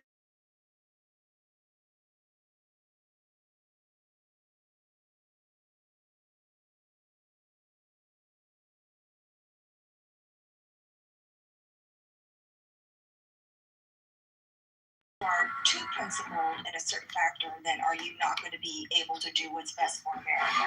This is a weird Joe Biden. But he was also under investigation from the FBI like way before this. You guys know that, right? No, I've never heard of that until just recently. That's why I think it's sus. Well, also, he was blocked by the FBI from investigating Charlie Kirk's murder. He said that in an interview. Which goes to show he was under investigation. See, when you say he wasn't going to be investigated, Charlie Kirk, they're claiming Israeli involvement. And so, I just find it amazing that birds of a feather flock together. If you're a Jesuit, if you're a Catholic, if you're a Protestant, if you're a Muslim, if you're a Hindu, if you're a Buddhist, if you're a Jew, well, guess what? It turns out that the chimpanzee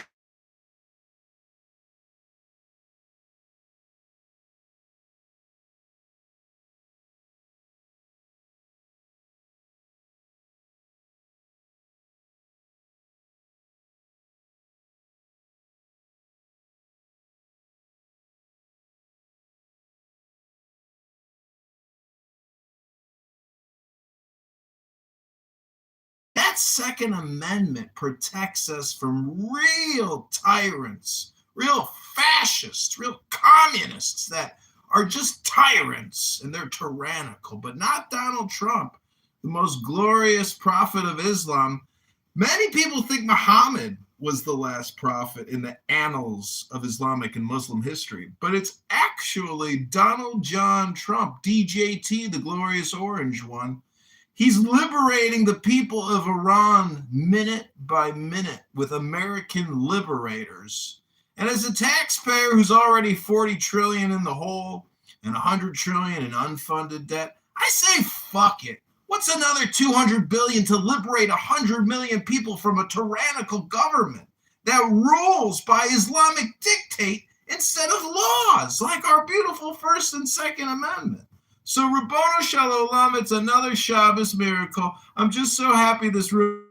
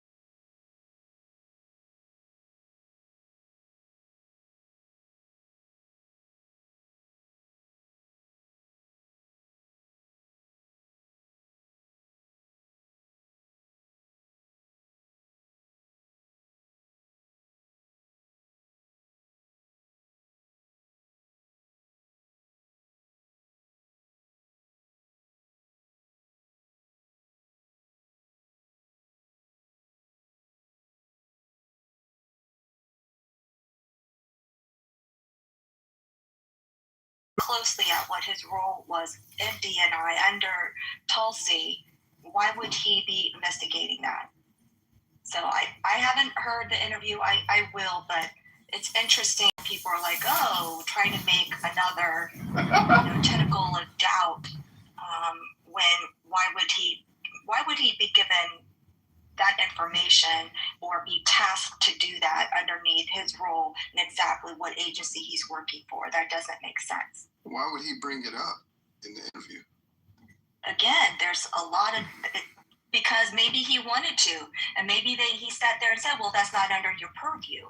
We already have a team for that. We already have X, Y, and Z. You're not read in on X, Y, and Z. Do you see what I'm saying? When you're counter narcotics, then why are you investigating that? Just in layman's thought term. You said he was the director of the whole operation. What do you mean? Counter.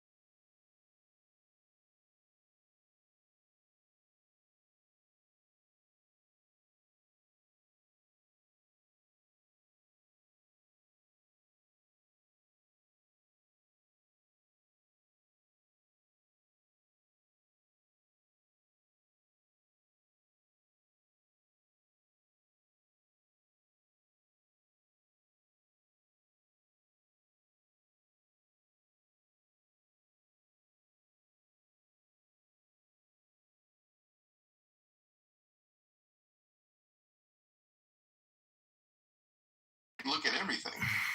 Right, but again, if what you're saying, you're speaking in doublespeak here, which is, let's just say the running government narrative from the FBI is that Charlie Kirk was killed by a private citizen. So then, therefore, the whole government narrative surrounding this entire thing, the bullshit conspiracy theory is that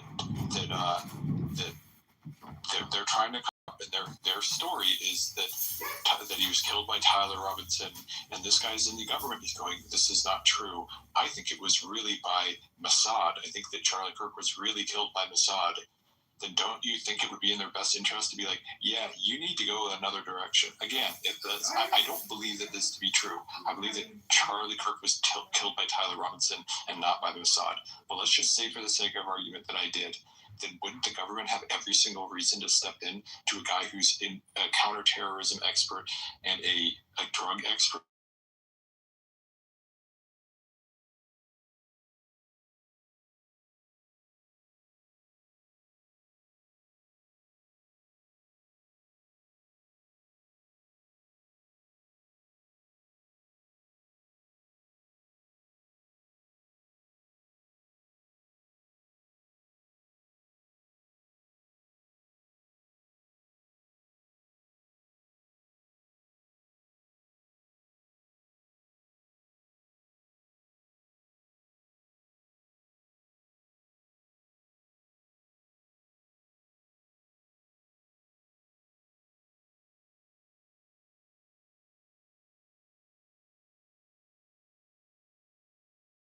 They were blocked from looking into it. Like how he jumped down from the building and the gun being disassembled and all that stuff. I think that's what he was telling Tucker. Sure, and you can believe all of that and still acknowledge the fact that this guy who's snooping around the government, who's in counterterrorism and narcotics, and then goes after Charlie Kirk, that somebody in a higher up position might go, yeah, you don't have the purview to go anywhere near that. And then he gets blocked from that. It's pretty rough. Chloe wanted me to read her PTR to the room. You guys see it? Maybe look. Okay. Jeff, this is Joe Kent's tweet on, when was it? I'm going to try to find the date here. 1/8/20. 20. No, 20 what? You know, like I'm missing the rest of the year. August. It's August. Okay, this past August. Okay, definitely. I personally think we should have crushed their belief.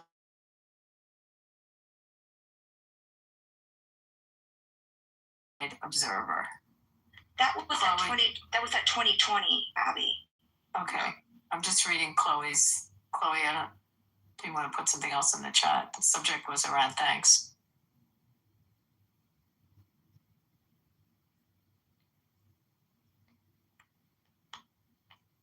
There's all kinds of inconsistent tweets. Okay, so that came from 2020. Is that what you're saying, KK?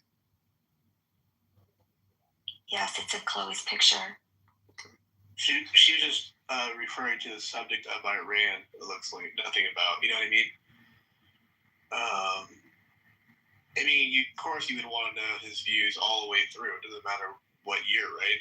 Maybe I'm wrong. I don't know. Yeah, that's part of the whole screening process. They drill you with that to see if there's any, any personal thoughts or whatever that you could be an actual threat to. I mean, they screen you like that. It's gnarly. It's not like basic governmental clearance screening.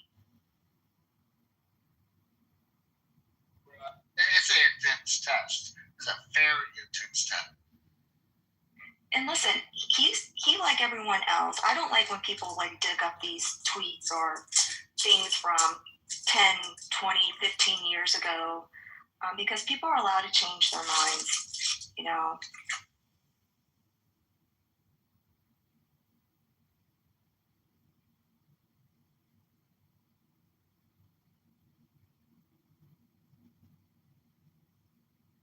So I'll go listen to the Hunter Kent interview.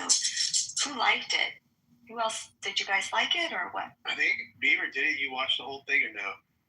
I watched most of it. I wasn't giving it my 100% attention, but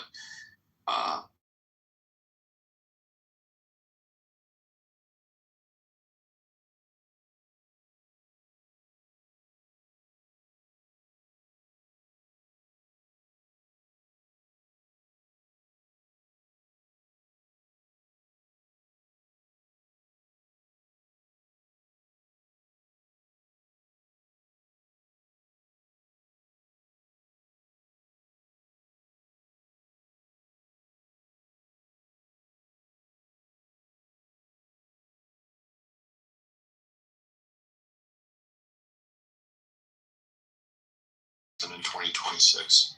Did he say Jews? I'm just saying. Like Tucker, I used to have a lot of respect for Tucker. I don't anymore.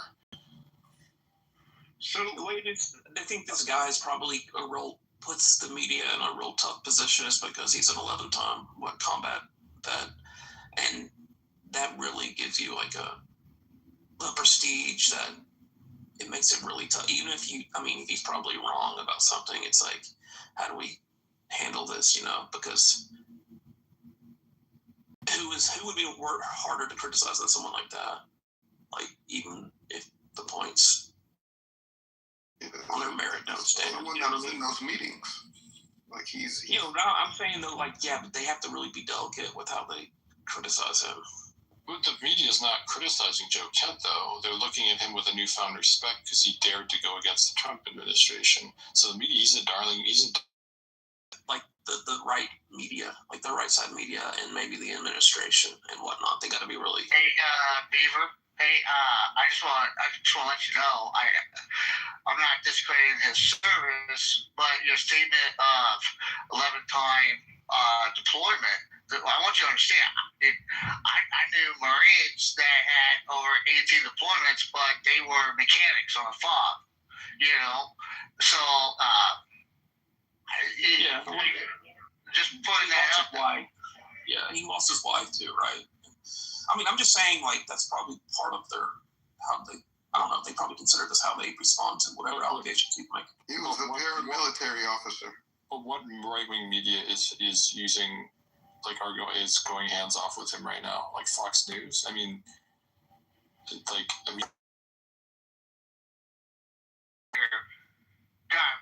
pluck his brain better, switch him up, and pluck his brain better, switch him up, and see what his narratives are.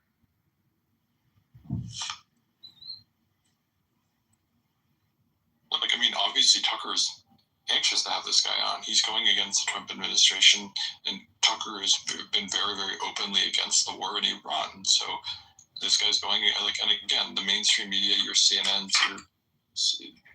your kind of legacy media, of course they're going to be excited about this guy. Yeah, all initial, the very first, because that's the hot booking, right? So when especially for Hunter's team, that's the hot booking. Everybody wants him to have the first interview. But then why Hunter? Why did he say yes to Hunter? Because he knew Hunter was going to be a little bit more open to everything that he's going to have to say, because he knew Hunter would like what he said, right? Why?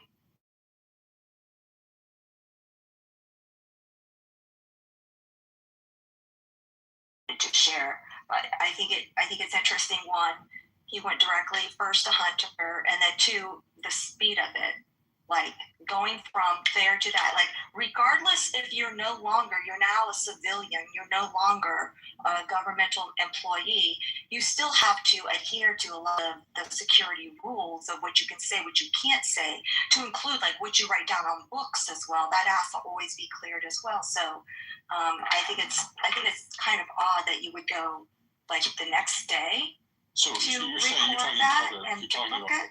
Yeah. not Hunter. I'm Yes. hearing Hunter. Sorry. I'm doing three Tucker, things okay. at one time. Oh no, Yes, you're good. Tucker. Is You're okay. Tucker a part of any legacy media? He's not, right? Like, he went straight to like the podcast realm. No, he was at Fox News for He was on CNN for a long time, and Fox. But he's on his own now, right? Yeah, it was sort of.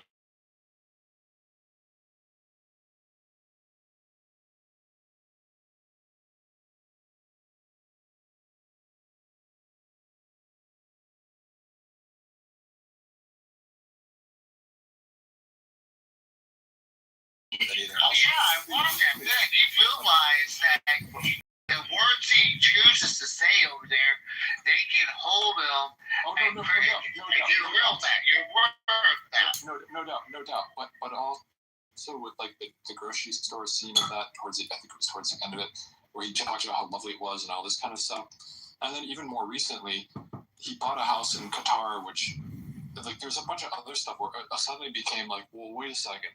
The entire brand of Tucker post Fox was the fact that he is an independent journalist, and he's not beholden to anybody. And then all of a sudden, it became, wait a second, is he beholden to anybody? And who is supporting him? And who is funding him? And I'm sorry, he started pushing conspiracy theories. He started pushing not just he wasn't just quote unquote asking questions anymore. He was asking questions and.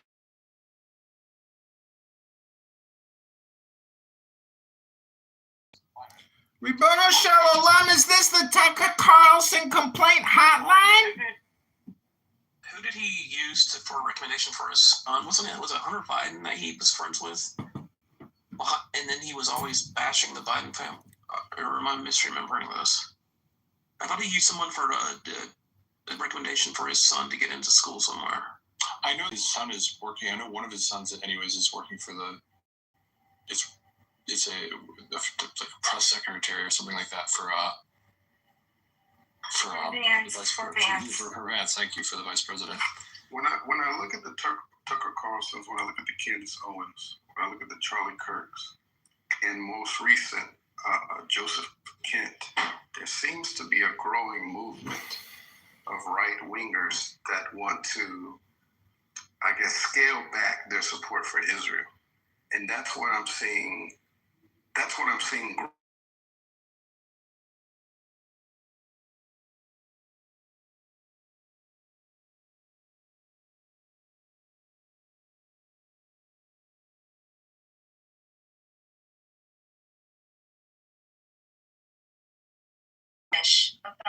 ahead, finish. And so for Joseph Kent to be in such a high position, director of counterterrorism, not just like somewhere in the office, the director of it, and to come out and push these sentiments, which at one point in time was considered crazy when Candace Owens says it, you know, but to literally put it in his memo after being in those meetings, there seems to be this growing movement where people feel like they're not putting America first. And these are right wingers. And I don't know what it's going to morph before. There's some investigation, Othello, yeah? Like, I mean, there's a Qatar connection, a big Qatar connection. And I think that as this gets investigated, as Tucker gets, I mean, there's just stuff they're finding.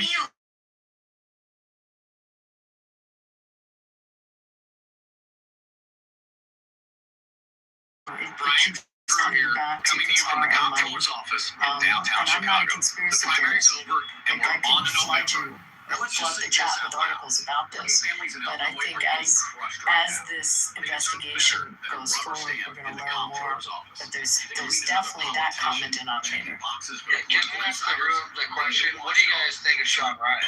Because I truly enjoy him because he's had pretty diverse group of individuals that came on, and he's been pretty independently aggressive with individuals. I don't know who he is. If you want to drop a link. Yeah, Sean Ryan. He's a former Navy SEAL, I believe. Yeah, former Navy SEAL. He was a Navy SEAL. He got out.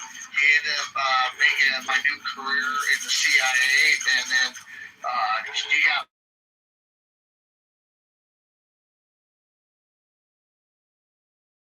independent journalist, and like he ended up having a lady who was a campaign fundraiser for Joe Biden, and ended up she ended up spilling a lot of the guts, and the lady got targeted by the far left Democrats. But yeah, Sean Ryan show. I'll try and drop a link. See, Abby, I think you're kind of deflecting with regards to what Othello is trying to put forward. Othello, why don't you go ahead and say the quiet part out loud that you're referring to? I just noticed patterns. And this pattern thing just blew everything out of the water. You're a pattern recognition person. That's interesting. I think most people recognize patterns. Megatron, we're having a difficult time here. Megatron. If you slow down.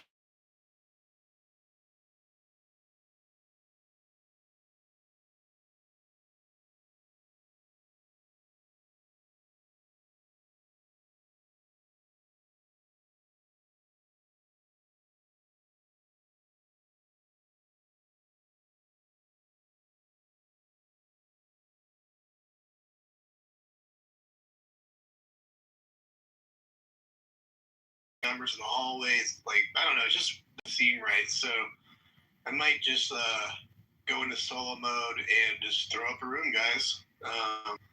Maybe give me like I don't know, half hour or so. Need to do one or two things, but I appreciate it. This is actually another room that went a whole basically almost 2 days.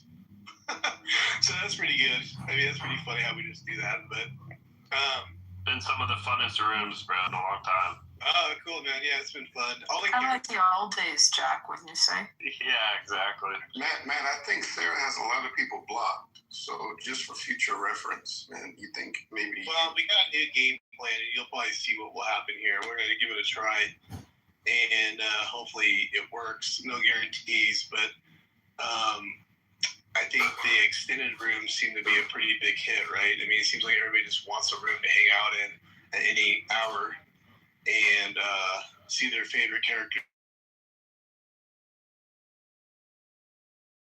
I'm going to go ahead. I'm just going to do that and close down. Everybody go get drinks, do whatever you need to do. Basketball. Yeah, I'm actually watching that in the distance here. I haven't had a chance to watch any of it. I'm totally right now watching NBA right now. Beaver, what do you think of St. Luke? I was going to say, Miss KK, I sent you a message last night. I was told by the military community to reach out to you. So yeah, just figured I'd let you know, Miss KK. Are you killing the room now, Matt, or are you keeping it open until you open the other one? Oh no, I'll close it down completely. Okay. And Beaver, did you want to answer Abby's question? Yeah, are you? Yeah, because they're looking. They looked really good, so I can still do a futures on them. You know, like with crazy odds. I think Michigan will probably kill him, but you know it is March.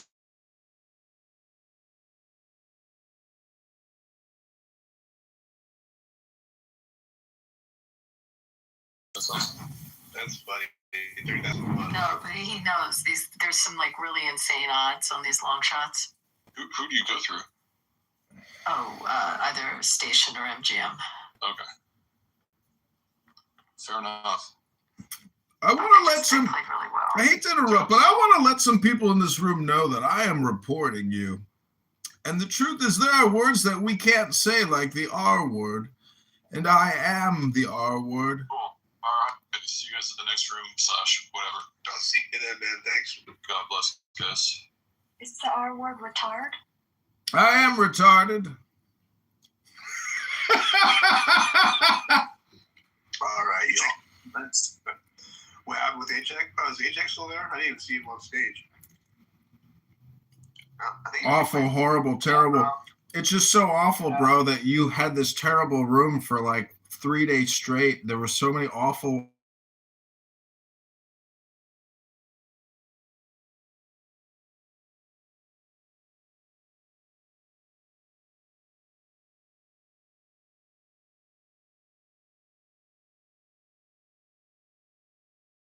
Roasting me for the Chicago mayoral campaign, and he's like, no one's gonna trust you, have faith in you, and I wouldn't vote for you. It is the funniest campaign materials. Thank you, Dr. Acek. He's an amazing man. Amazing man. He's royalty on the app. He's fearless. This man is fearless. I would go to war with him. He would be unstoppable. I would promote him to a 5-star general of the South Sudanese army if I could.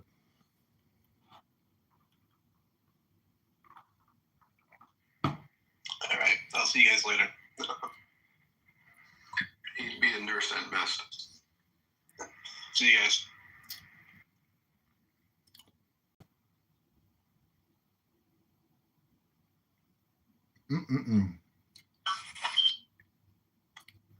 I live currently in Philly, so I congregate.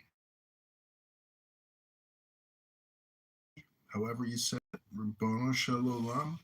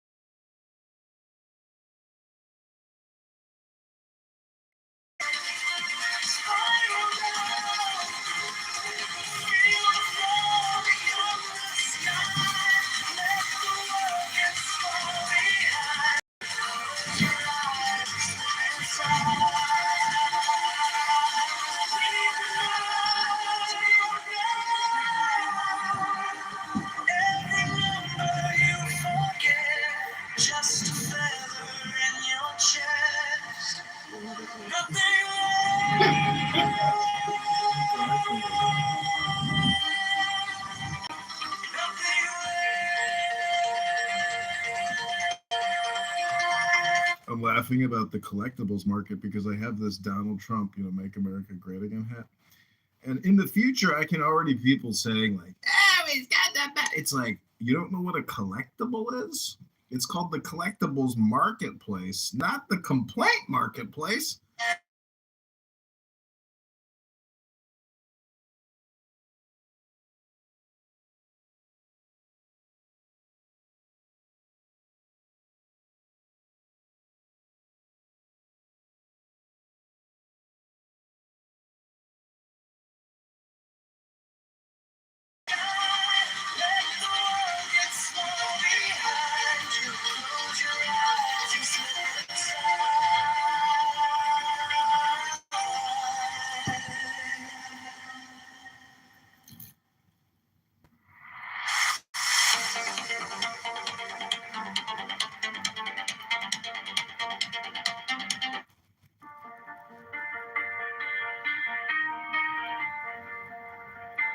I read the room in seconds, count exits with my eyes.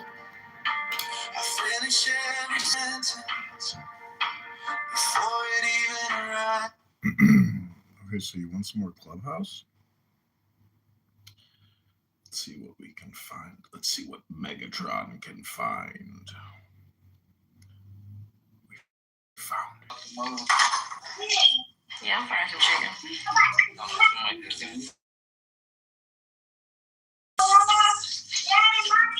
Get out here now for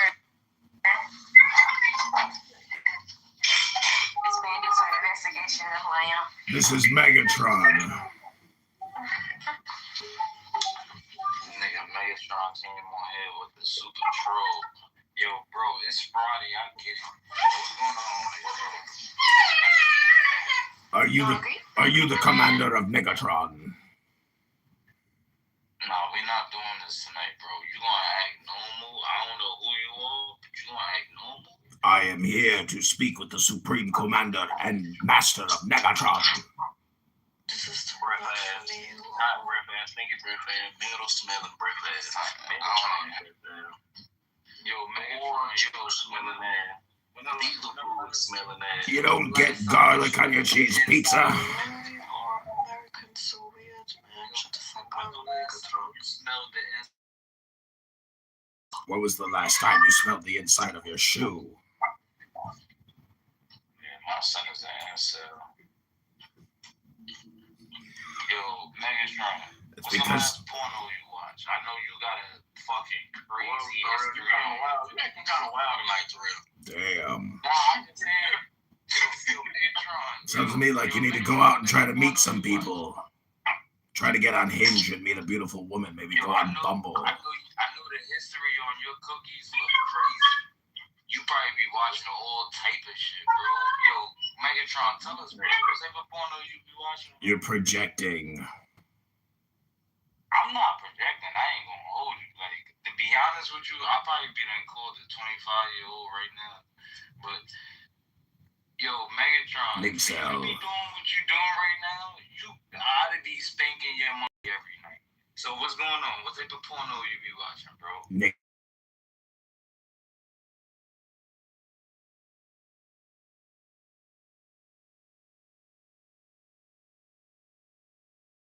Oh, shit.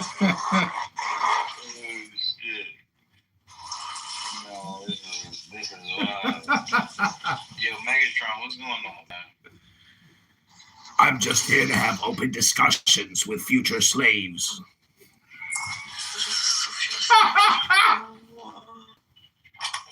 How many people in your home right now? How many people? Name of this room is called Open Discussions. Yo, Megatron, you hear me, man? I have perfect hearing because I am from a solar system 100,000 light years away. I have been battling Optimus Prime for the past 2 millennia.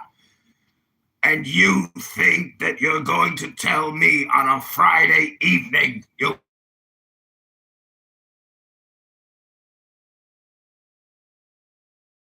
of your planet.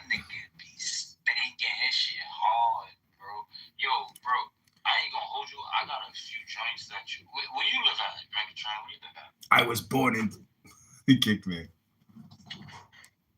Thank you. Too late.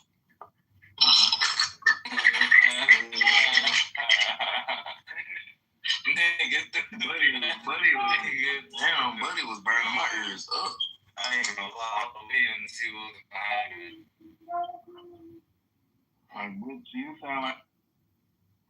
Yeah, well, if that is the case, then that changes things, because I feel like if he was just saying that you commit the fallacies, like you commit a Montebello fallacy, and then you guys questioned him, then yeah, I would say that he could identify the structure without knowing which one is the Bailey or the Mott. But then if he's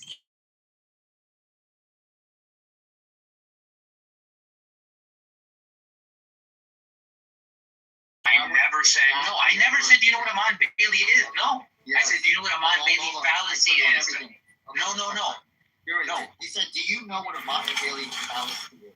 Yes. That's the first. Not what a Mon Bailey is. Correct. So you know what a Mon and Bailey fallacy is? And I said, what is the Bailey? What is the Bailey? Yeah. And he said, I don't know what a Bailey is. So in that argument, no, the fallacy is wrong. well, it's difficult because you're. I feel like.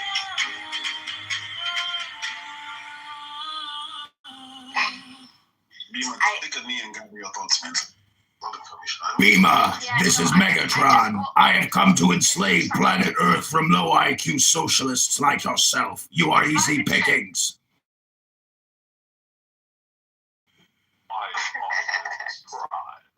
I have been battling Optimus Prime for the past 1,000 years across the solar system. Israeli-Palestinian fucking conflict. Why are you not? You should not be on fucking Clubhouse, okay? No one here cares about your consent agreements and your stupid power words. You are weak, Beamer, and you will be our slave. But Optimus Prime is standing in our way from total decimation of your planetary system. And Chillism and Nathan the artist, the low IQ zombie of Clownhouse who can't stop creating these rot rooms, we will enslave him too. I knew it was Kitover. Kitover, do you know what? I was going to say, this has to be Kitover, but you gave away one of your, you gave yourself right away. Yay. Okay, do you want to hang out or do I have to move you? Okay, hang out. So this is my...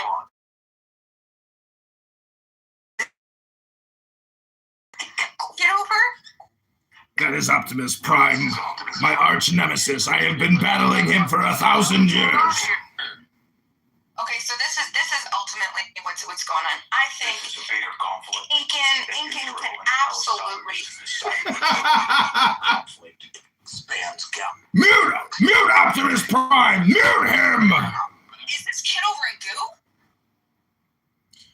Next time Optimus Prime opens his mouth, mute him or put him in the goo where he belongs. Circumstantial Tell me why. Go ahead. Yeah, hold on. So, Bima, acknowledge that at the very beginning of his statement, he says, do you know what knowledge does? Right? So he's not actually addressing an argument that knowledge is made at all, but what he's doing right now is setting him up to insult him by placing a quote-unquote fallacy there to like his pattern of...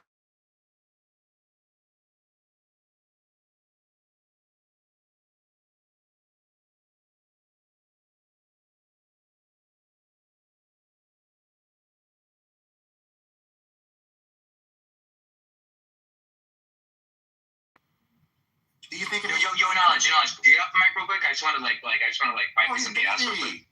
Yo, knowledge. Get off the mic. Stop taking care of your business. Anyway. Give me a second. Okay. Oh, give me a second. Alright, appreciate it, knowledge. Come on, you. Oh, with the wipe. Okay, got Just take the how to say white so they can back up. God damn. Oh my god, bro. You always be here when Don is not here, bro. Holy shit, bro. All right, Bima, check this out, right? So we know that there's like this planet, and I just ran this, right? So like it's pretty clear that he is trying to insult knowledge is good name. Okay? So this is like when I use the word authority is because he's positioning himself as a know-it-all. Like he knows That's not about true. knowledge. I disagree. Hold on, man.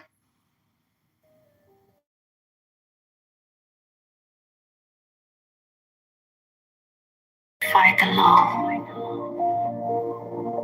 You who have conquered by subtlety, your force. I am the God who giveth all.